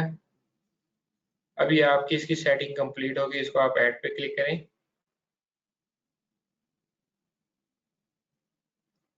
तो अब ये बेसिकली आपकी नेक्स्ट हॉप इसमें ऐड हो गई है। अब वो क्या करेगा, जो भी आएगा यूजर इंटरनेट के थ्रू, वो सीधा उसको कहाँ पे राउट कर देगा, आपके फायरवॉल पे। क्लियर है, हमारे सबनेट की भी एसोसिएशन होगी है जी। कोई क्वेश्चन है? नहीं सर, ठीक। ओके, अब हमारा बेसिकली ये सेशन किल हो जाना चाहिए। ये किल नहीं हुआ, क्यों नहीं किल हुआ? चलिए इसको क्लोज करते हैं हम। अब मैं ना एक्चुअली दोबारा से ट्राई करता हूँ अपने उसको आरडीपी को कनेक्ट करने की, और देखता हूँ मेरा वो कनेक्ट होता है या नहीं होता। तो क्योंकि अब हमने इसमें एसोसिएट भी कर दिया सबनेट और हमारा राउट भी ऐड हो गया ना जी, सक्सेसफुली ऐड हो गया हमारा राउट। तो अब इसको बाय यूजिंग आरडीपी सेशन इससे कनेक्ट नहीं करना चाहिए, तो हम वो ट्राई कर लेते हैं और देखते हैं कि वो इसको कनेक्ट कर रहा है या नहीं कर रहा है। परफेक्ट है, नहीं कर रहा कनेक्ट। ठीक है, टाइम ले रहा है, इट मीन्स कि वो नहीं लेकर जा रहा आपको आपके उस पर। इट मीन्स कि अब उसने क्या किया है, फायरवॉल उस पर प्रॉपर इंप्लीमेंट कर दी है। ठीक है, ये देखें एरर आ गया, एंड हो गया। अब हमें नेक्स्ट क्या काम करना है, अब हमें बेसिकली इसमें रूल्स डिफाइन करने हैं।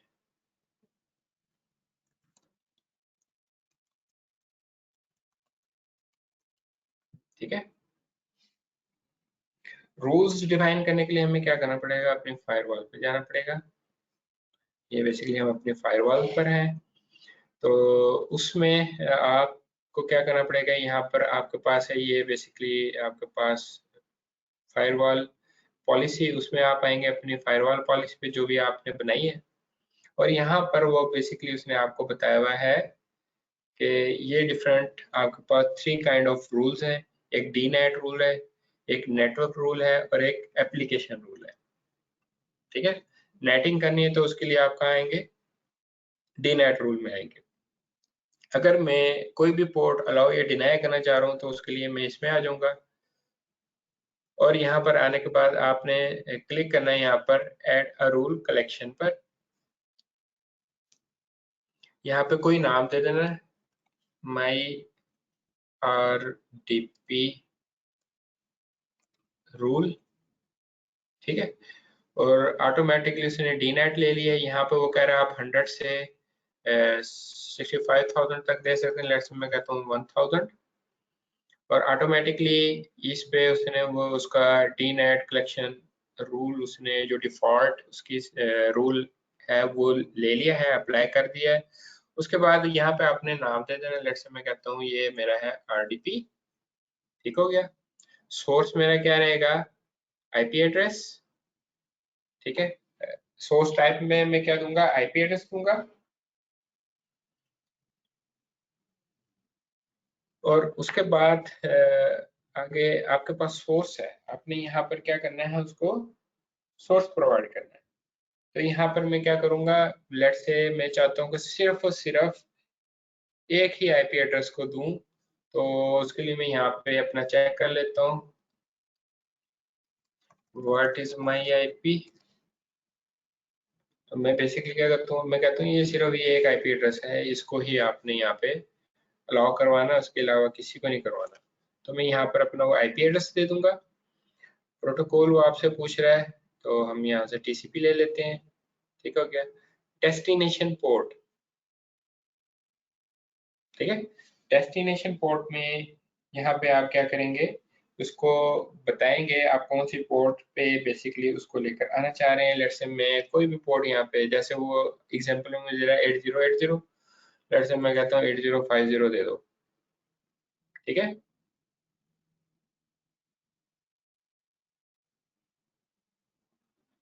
उसके बाद ये आपने क्या करना है यहाँ पर, 50 सर किस लिए ये पोर्ट दी है? आपने जब एक्सेस किया था यहाँ पर बाय यूजिंग RDP,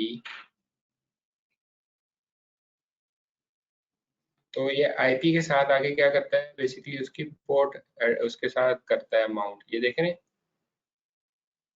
ये IP एड्रेस है कॉलन 3389। तो ये बेसिकली इस तरह से आपको वो एक्सेस करके दे रहा होता है। तो इस तरह आप चाह रहे हैं कि वो आप 3389 पर ना जाएं, आप बल्कि बाय यूजिंग 8050 पोर्ट उसको एक्सेस कर पाए। ठीक, कोई भी दे सकते हैं आप, इस पे 8000 दे दें, 8001 दे दें, कोई दे दें पोर्ट यहाँ पर। ठीक है, यानी कि कोई कस्टम पोर्ट आपने यहाँ पे दे दें। या जो सी मर्जी IP पोर्ट नंबर दे दें। हाँ जी एग्जैक्टली, आपने 3389 नहीं देनी क्योंकि हमने तो वो एक्सपोज करनी नहीं है। ठीक है ना, उसकी जगह आप कोई भी यहाँ पे कस्टम पोर्ट दे सकते हैं जो आपको उन्होंने कस्टम पोर्ट अलाउ की हुई है, उसी रेंज के अंदर से आपने देनी है, उससे बाहर से नहीं देनी। ठीक है, उसके बाद आपके पास वो डेस्टिनेशन टाइप पूछ रहा है, तो वो भी हमारा IP एड्रेस ही होगा। और उसके बाद डेस्टिनेशन का वो कह रहा है कि यहाँ पे IP एड्रेस दो। तो बेसिकली क्या है, हमारी डेस्टिनेशन कौन सी है, हम किसके थ्रू एक्सेस दे रहे हैं, अपने एज्योर फायरवॉल के थ्रू। तो एज्योर फायरवॉल का हमने एक पब्लिक IP एड्रेस सेट किया था जब हमने उसको क्रिएट किया था। तो हम क्या करते हैं, अपने एज्योर फायरवॉल में आते हैं,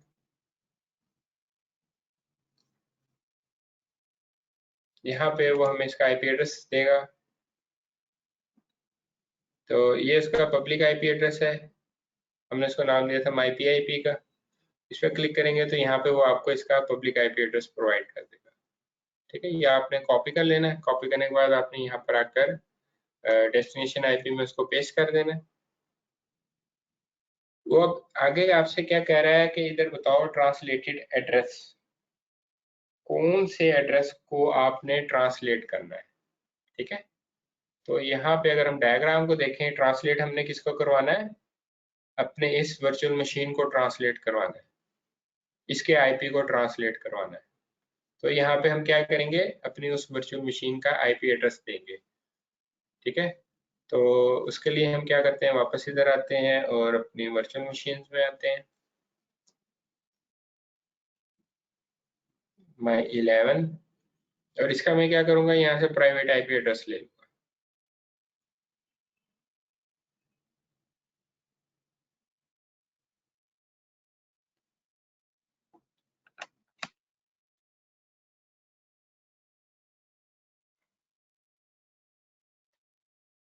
ये इसका प्राइवेट आईपी है, इसको मैं यहाँ से कॉपी कर लेता हूँ। कॉपी करने के बाद मैं यहाँ पर आता हूँ और यहाँ पर मैं इसको पेस्ट कर देता हूँ। ये याद रखने की चीज़ें ज़रूरत नहीं होती है। अगर आप देखें ना, ये नीचे जो आपको आईपी एड्रेस बता रहा है, तो वह एक आपको प्राइवेट आईपी एड्रेस दे रहा है, तो उससे आपको आइडिया हो जाता है कि बेसिकली यहाँ पर आपने प्राइवेट आईपी एड्रेस बताना है। और वो पूछ रहा है जो ट्रांसलेटेड आपने एड्रेस दिया है, इसकी कौन सी पोर्ट को आप ट्रांसलेट करना चाह रहे हैं अपनी इस पोर्ट के साथ। तो हमारी कौन सी आरडीपी की पोर्ट 3389, जिसको हम ट्रांसलेट करना चाह रहे हैं इसके साथ। ठीक है ना, ये सारी इंफॉर्मेशन देने के बाद आप क्या करेंगे, सिंपल ऐड पे क्लिक करेंगे।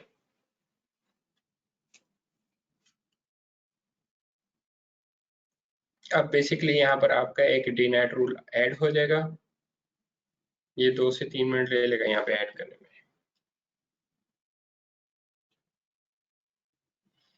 ये जब तक ऐड कर रहा है, इसके साथ साथ हमने यहाँ पर एक काम करना है कि जो हमारा एनएसजी होगा उसमें आपने जाके, जो उसमें आपने आरडीपी पोर्ट दी हुई है उसको आपने रिमूव कर देना।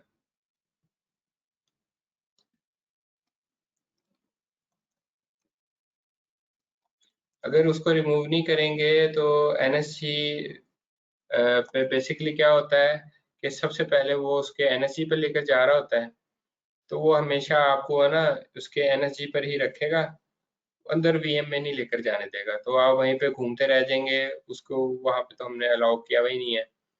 तो इसलिए हम क्या करते हैं, अपने उस वर्चुअल मशीन में आते हैं, नेटवर्क में आते हैं, और फिर यहाँ पर हम अपने जो इसके इनबाउंड रूल्स आ रहे हैं, ठीक है ना, तो यहाँ पे हम जो हमारा इसका है इसको हम डिलीट कर देते हैं, आरडीपी का रूल, इसको यस कर देते हैं ताकि ये हमारा प्रॉब्लम ना क्रिएट करे।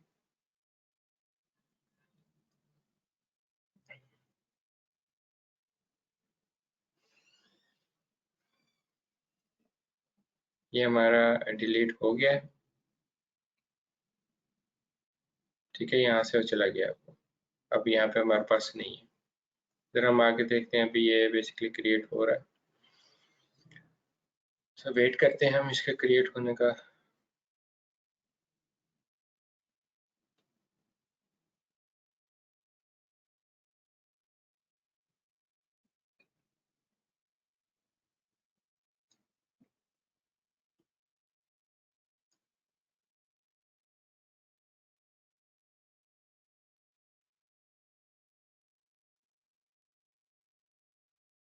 सर डी नेट में आप पोर्ट्स वगैरह मतलब अलाउ करते हैं, नेटवर्क रूल्स में क्या करते हैं? बाय डिफॉल्ट आपकी जितनी भी पोर्ट्स होती है ना ब्लॉक हो जाती हैं। आपको पता है, जब भी आप अपने उसमें एनवायरनमेंट कोई भी फायरवॉल इंप्लीमेंट करते हैं तो उसमें बाय डिफॉल्ट पोर्ट्स हो गई सारी की सारी वो ब्लॉक कर देता है। ठीक है ना, तो फिर आपने इसमें क्या करना था, अलाउ के रूल क्रिएट करने होते हैं कि आप क्या कौन कौन सी पोर्ट अलाउ करना चाह रहे हैं, सिर्फ वही अलाउ होगी, बाकी सारी आपकी ब्लॉक हो जाएगी। ठीक है, ठीक, ये डी नेट रूल्स में। हाँ, नेट रूल्स में आपने बेसिकली काम करना होता है।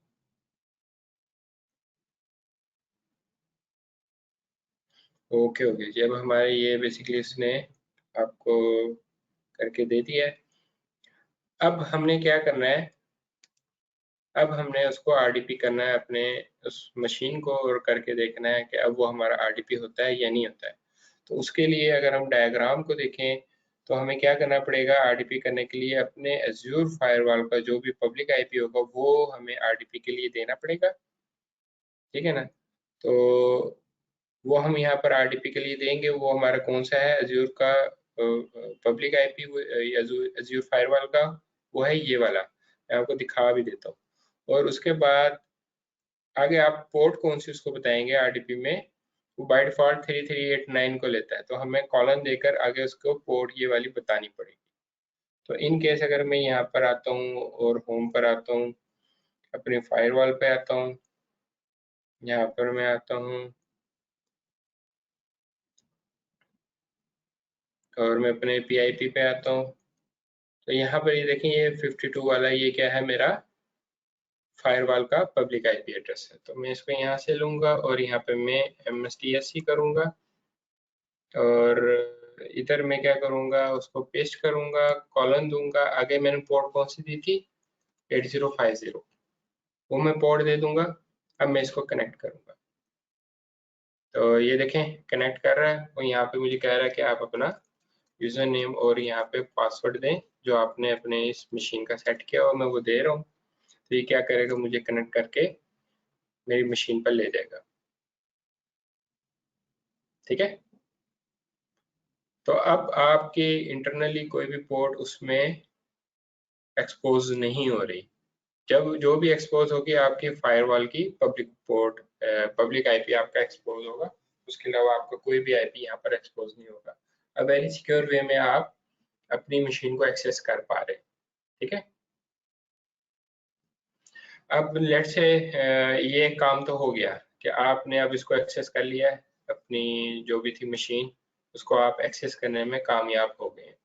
अब अगर आप इस पे इंटरनेट को चेक करेंगे, यहाँ पे देखें तो आपको वो बता रहा है कि आपके पास ये इंटरनेट एक्सेस है, लेकिन यहाँ पर अगर मैं कोई भी वेबसाइट है उसको ओपन करता हूँ, हो सकता है अभी मुझे कैशे में से दिखा दे, ये नहीं दिखाया उसने, ठीक है।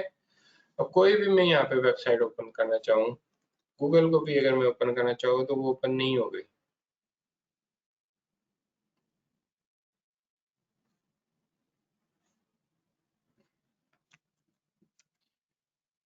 ठीक है ना।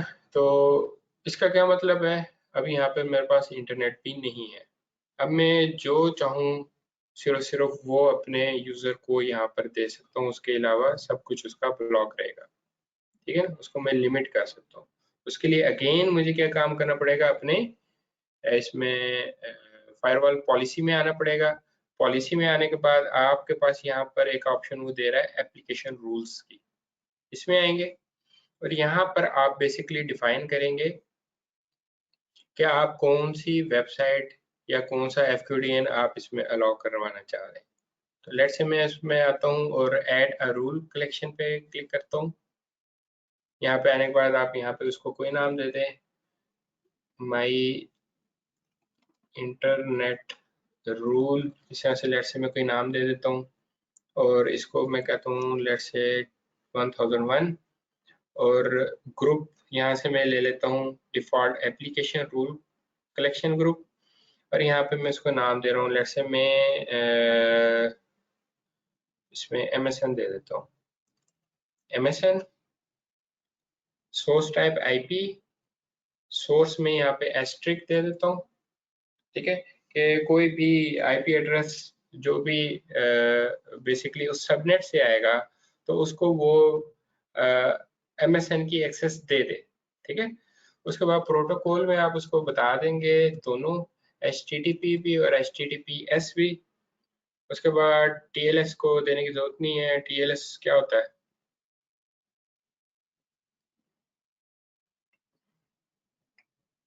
जी फयाज, TLS क्या होता है?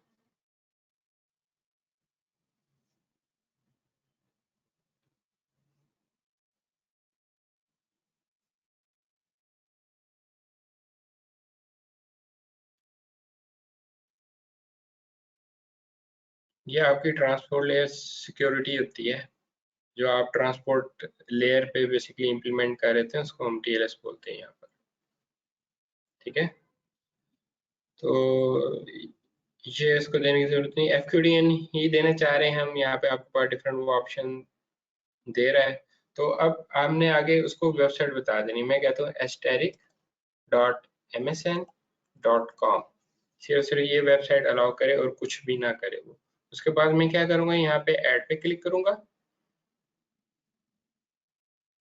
तो यहाँ पर मेरा एक एप्लीकेशन रूल ऐड हो जाएगा।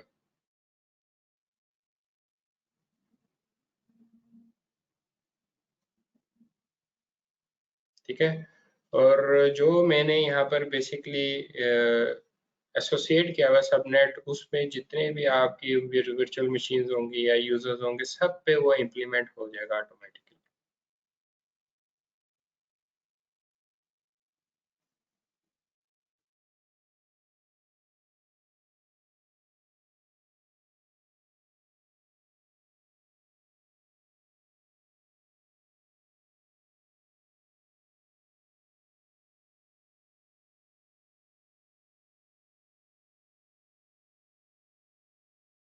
ये भी रूल ऐड होने में आपका 1 से 2 मिनट लग जाते हैं।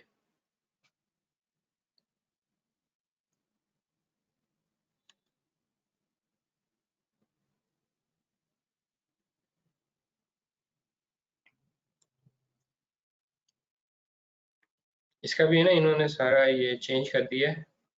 ये बेसिकली पहले आपके पास ऑप्शन यहीं पे आती थी, यहाँ पर सेटिंग्स में है ना, आपके पास 3rd नंबर पे ऑप्शन आ रही होती थी रूल्स की। तो अब वो उन्होंने फायरवॉल पॉलिसी के अंदर जाकर आपको यहाँ पे बेसिकली ये रूल्स दे दिए। तो आप सिंपली रूल्स पे आते थे तो ऊपर यहाँ पे आपके पास टैब आ रहे होते थे पहले, अभी साइड पर इन्होंने दे दिए।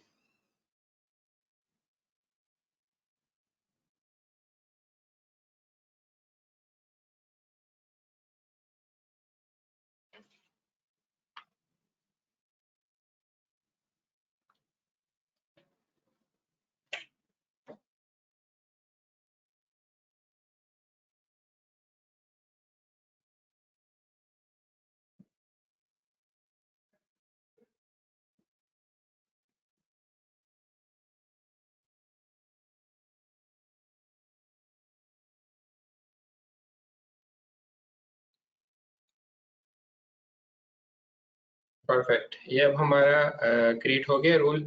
ठीक है, तो अब हम दोबारा अपनी इस मशीन पर आते हैं और लेट्स से यहाँ पे मैं msn.com लिखता हूँ और देखता हूँ ये मुझे msn खोलने दे रहा है या नहीं खोलने दे रहा है। ठीक है, अब यहाँ पर मेरा msn ओपन हो रहा है। इसके अलावा मैं कोई ट्राई करता हूँ, जैसे मैं कहता हूँ fb.com,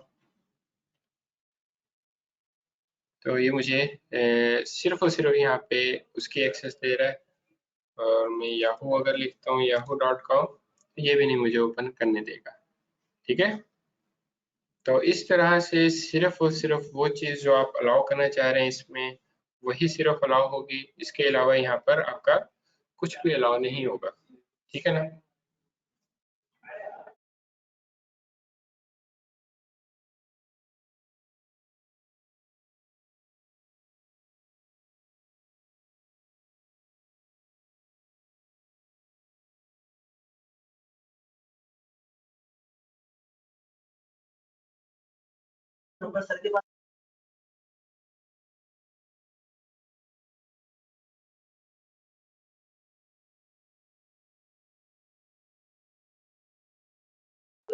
अच्छा, अब मैं आपको ना इसमें एक और ऐड करके दिखा देता हूँ वेबसाइट के, बेसिकली आपने किस तरह से ऐड करना है।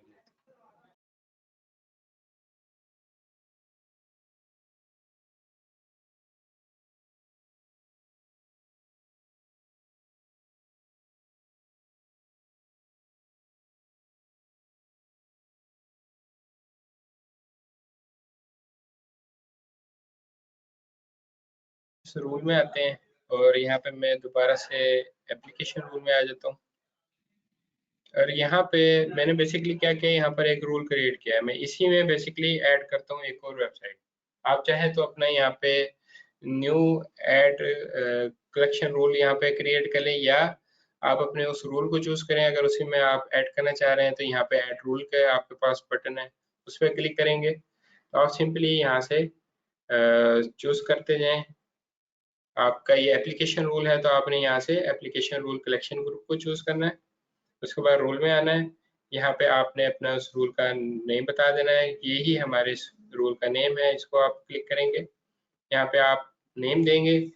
नेम आप उसको क्या देना चाह रहे हैं, लेट्स से मैं बेसिकली क्या करना चाह रहा हूँ, गूगल को लॉग करना चाह रहा हूँ, तो मैं यहाँ पे गूगल लिख दूंगा, ठीक है ना। कोई नेम सेट हो गया है। सोर्स आईपी एड्रेस एस्ट्रिक कोई भी आ सकता है उस सबनेट में से।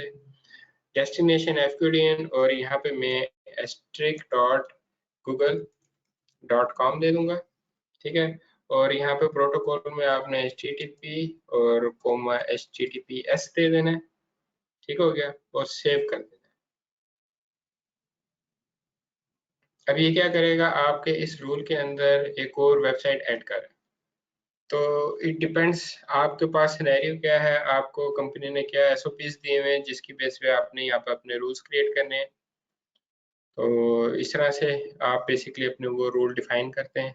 जैसे ही ऐड होता है तो मैं आपको वहाँ पे चेक कराता हूँ। अब हमें वो MSN के साथ साथ इसमें गूगल की एक्सेस भी दे देगा। उसके अलावा जितनी वेबसाइट्स होंगी तमाम की तमाम मेरे पास ब्लॉक रहेंगी।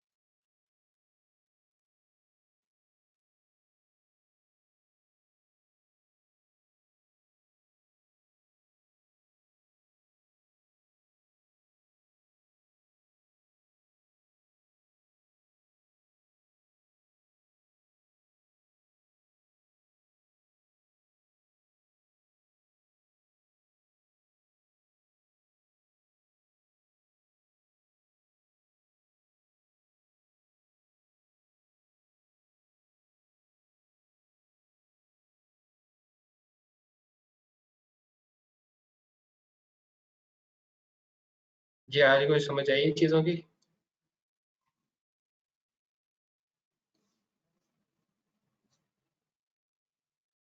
जी सर, समझ आई है।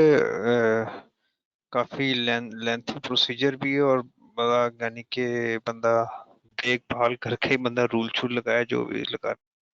नहीं, वो फर्स्ट टाइम आपके लिए थोड़ी डिफिकल्टी होती है जब आपके वहाँ पे डेली का होगा ना, ये हैंड्स ऑन डेली की प्रैक्टिस रहेगी, तो फिर आपको नहीं मसलन आपको याद हो जाएंगी चीज़ें। ये आप खुद भी 2-4 बार प्रैक्टिस करेंगे ना, तो ऑटोमेटिकली आपको ये याद होने शुरू हो जाएंगे। आपने वेबसाइट को अलाउ करना है तो उसके लिए आपको क्या करना पड़ेगा, यहाँ पे एप्लीकेशन रूल में आना है। तो पोर्ट अलाउ करनी तो आपने डीनेट रूल में आना है। कोई नेटवर्क के पॉइंट ऑफ व्यू से अगर आपने सेटिंग करनी, डिफरेंट आपके नेटवर्क्स हैं, डिफरेंट रीजन में आपके नेटवर्क्स चल रहे हैं या डिफरेंट वी नेट्स हैं, उनको अगर आपने कॉन्फ़िगर करना है तो नेटवर्क रूल्स में आ जाना है। तो इस तरह से वो आपको ना उसमें पता रहेगा, इतनी ये ना डिफिकल्ट नहीं है चीज़ें, ठीक दूसरी है। बात सर, ये आपने एक वर्चुअल मशीन पे आपने किया है, तो यूजर लेवल पे या एक डिपार्टमेंटल लेवल पे अगर लगाने हो इस तरह के रूल्स वगैरह? नहीं, ये आपके यहाँ पे अगर आप देख रहे हैं तो आपको ना IPs का ही वो अलाउ कर, ठीक है ना। तो उसके लिए ये चीज़ नहीं फिर यूज होती, वो फिर हम दूसरी तरह से इसमें काम करते हैं अगर आपने यूजर लेवल पे लगानी हो या किसी स्पेसिफिक डिपार्टमेंट पे आपने लगानी हो, ठीक है ना। अच्छा, हम यहाँ आते हैं। यहाँ पे अगर मैं लेट से लिखता हूँ google.com,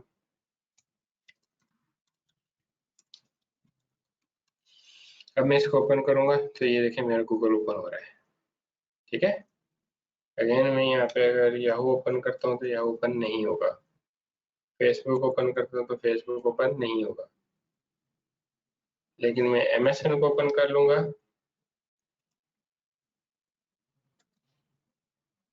तो मेरा MSN वो ओपन करके दे देगा, ठीक है ना। यही मैंने दो बेसिकली वेबसाइट अलाउ की थी, तो वो सिर्फ और सिर्फ मुझे ओपन करके दे रहा है।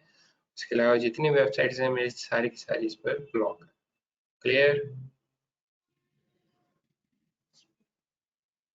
जी कोई क्वेश्चन? सर, अब ये है कि इसकी प्रैक्टिस करते हैं, देखते हैं, अल्लाह खैर करे, प्रैक्टिस फिर आपसे चाहिए, पूछते हैं बिल्कुल कोई चाहिए। मसला। हाँ नहीं, सिंपल ही है, जैसे मैंने आपको गाइड किया है, जिस तरह से मैंने आपको स्टेप्स बताए हैं, इसी तरह से फॉलो करते जाएं। सबसे पहले वीनेट क्रिएट कर लें, उसके बाद फिर आप इस तरह से उसके अंदर सबनेट्स क्रिएट कर लें दो, एक अपनी वर्चुअल मशीन्स के लिए और एक आप अपने फायरवॉल के लिए। तो फिर आप है ना उसको यूज़ कर सकते हैं। उसके लिए अगर आप यूज़र बेस पे जाना चाहते हैं, तो थोड़ा सा मैं आपको आइडिया दे देता हूँ। उसके लिए ना आपको बेसिकली ऑथेंटिकेशन करानी पड़ती है, फिर by using Azure active directory, तो फिर आपको लाइसेंस की तरफ जाना पड़ता है, ठीक है ना। तो उसके लिए आपके पास लाइसेंस होने ज़रूरी है, तो उसके थ्रू आप ऑथेंटिकेट करेंगे तो आप यूज़र बेस पे ये पॉलिसीज इम्प्लीमेंट कर सकते हैं, ठीक है ना। ठीक है, वो ये होता है ना, आप भी समझ रहे होंगे मैं क्या कहना चाह रहा हूँ। कुछ डिपार्टमेंट हैं या कुछ यूजर ऐसे हैं जिनको एक्सेस देनी है फेसबुक की, या किसी को नहीं देनी, किसी को सिर्फ गूगल एक्सेस देनी है, तो इस लेवल की मैं बात कर रहा। हाँ, वो मुझे पता है, प्रोडक्शन एनवायरनमेंट में इसी तरह से हम कर रहे थे कि एक डिपार्टमेंट में डिफरेंट यूजर हैं, उनको डिफरेंट लेवल ऑफ एक्सेस होती है। ये ऐसे जी फयाज, ये आपकी लैब हो जाएगी फ्री ट्रायल अकाउंट पे, ये सारी लैब हो जाएगी आपकी। वहाँ पे आपको फैसिलिटी देते हैं एज्योर वाले, वो आप कर सकते हैं लैब।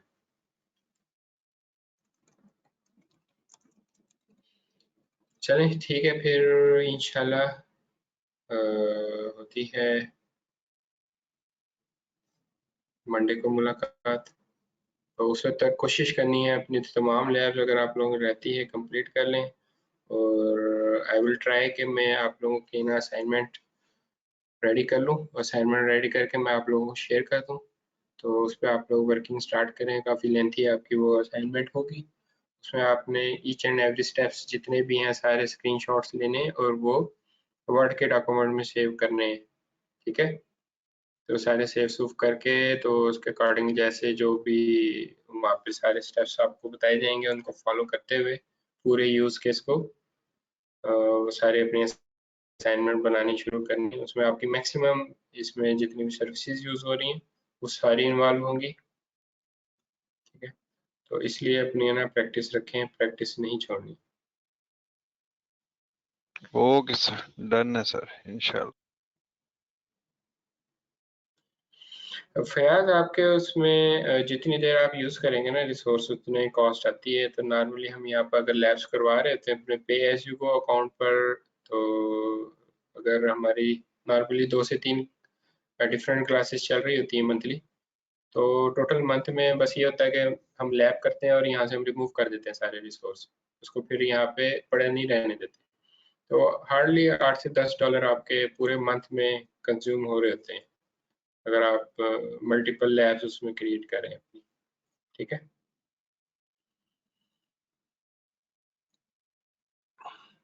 चलें ठीक है, फिर इंशाल्लाह नेक्स्ट लेक्चर में होती है मुलाकात। ओके जी, फिर अल्लाह हाफिज़। इंशाल्लाह सर, अल्लाह हाफ़िज़।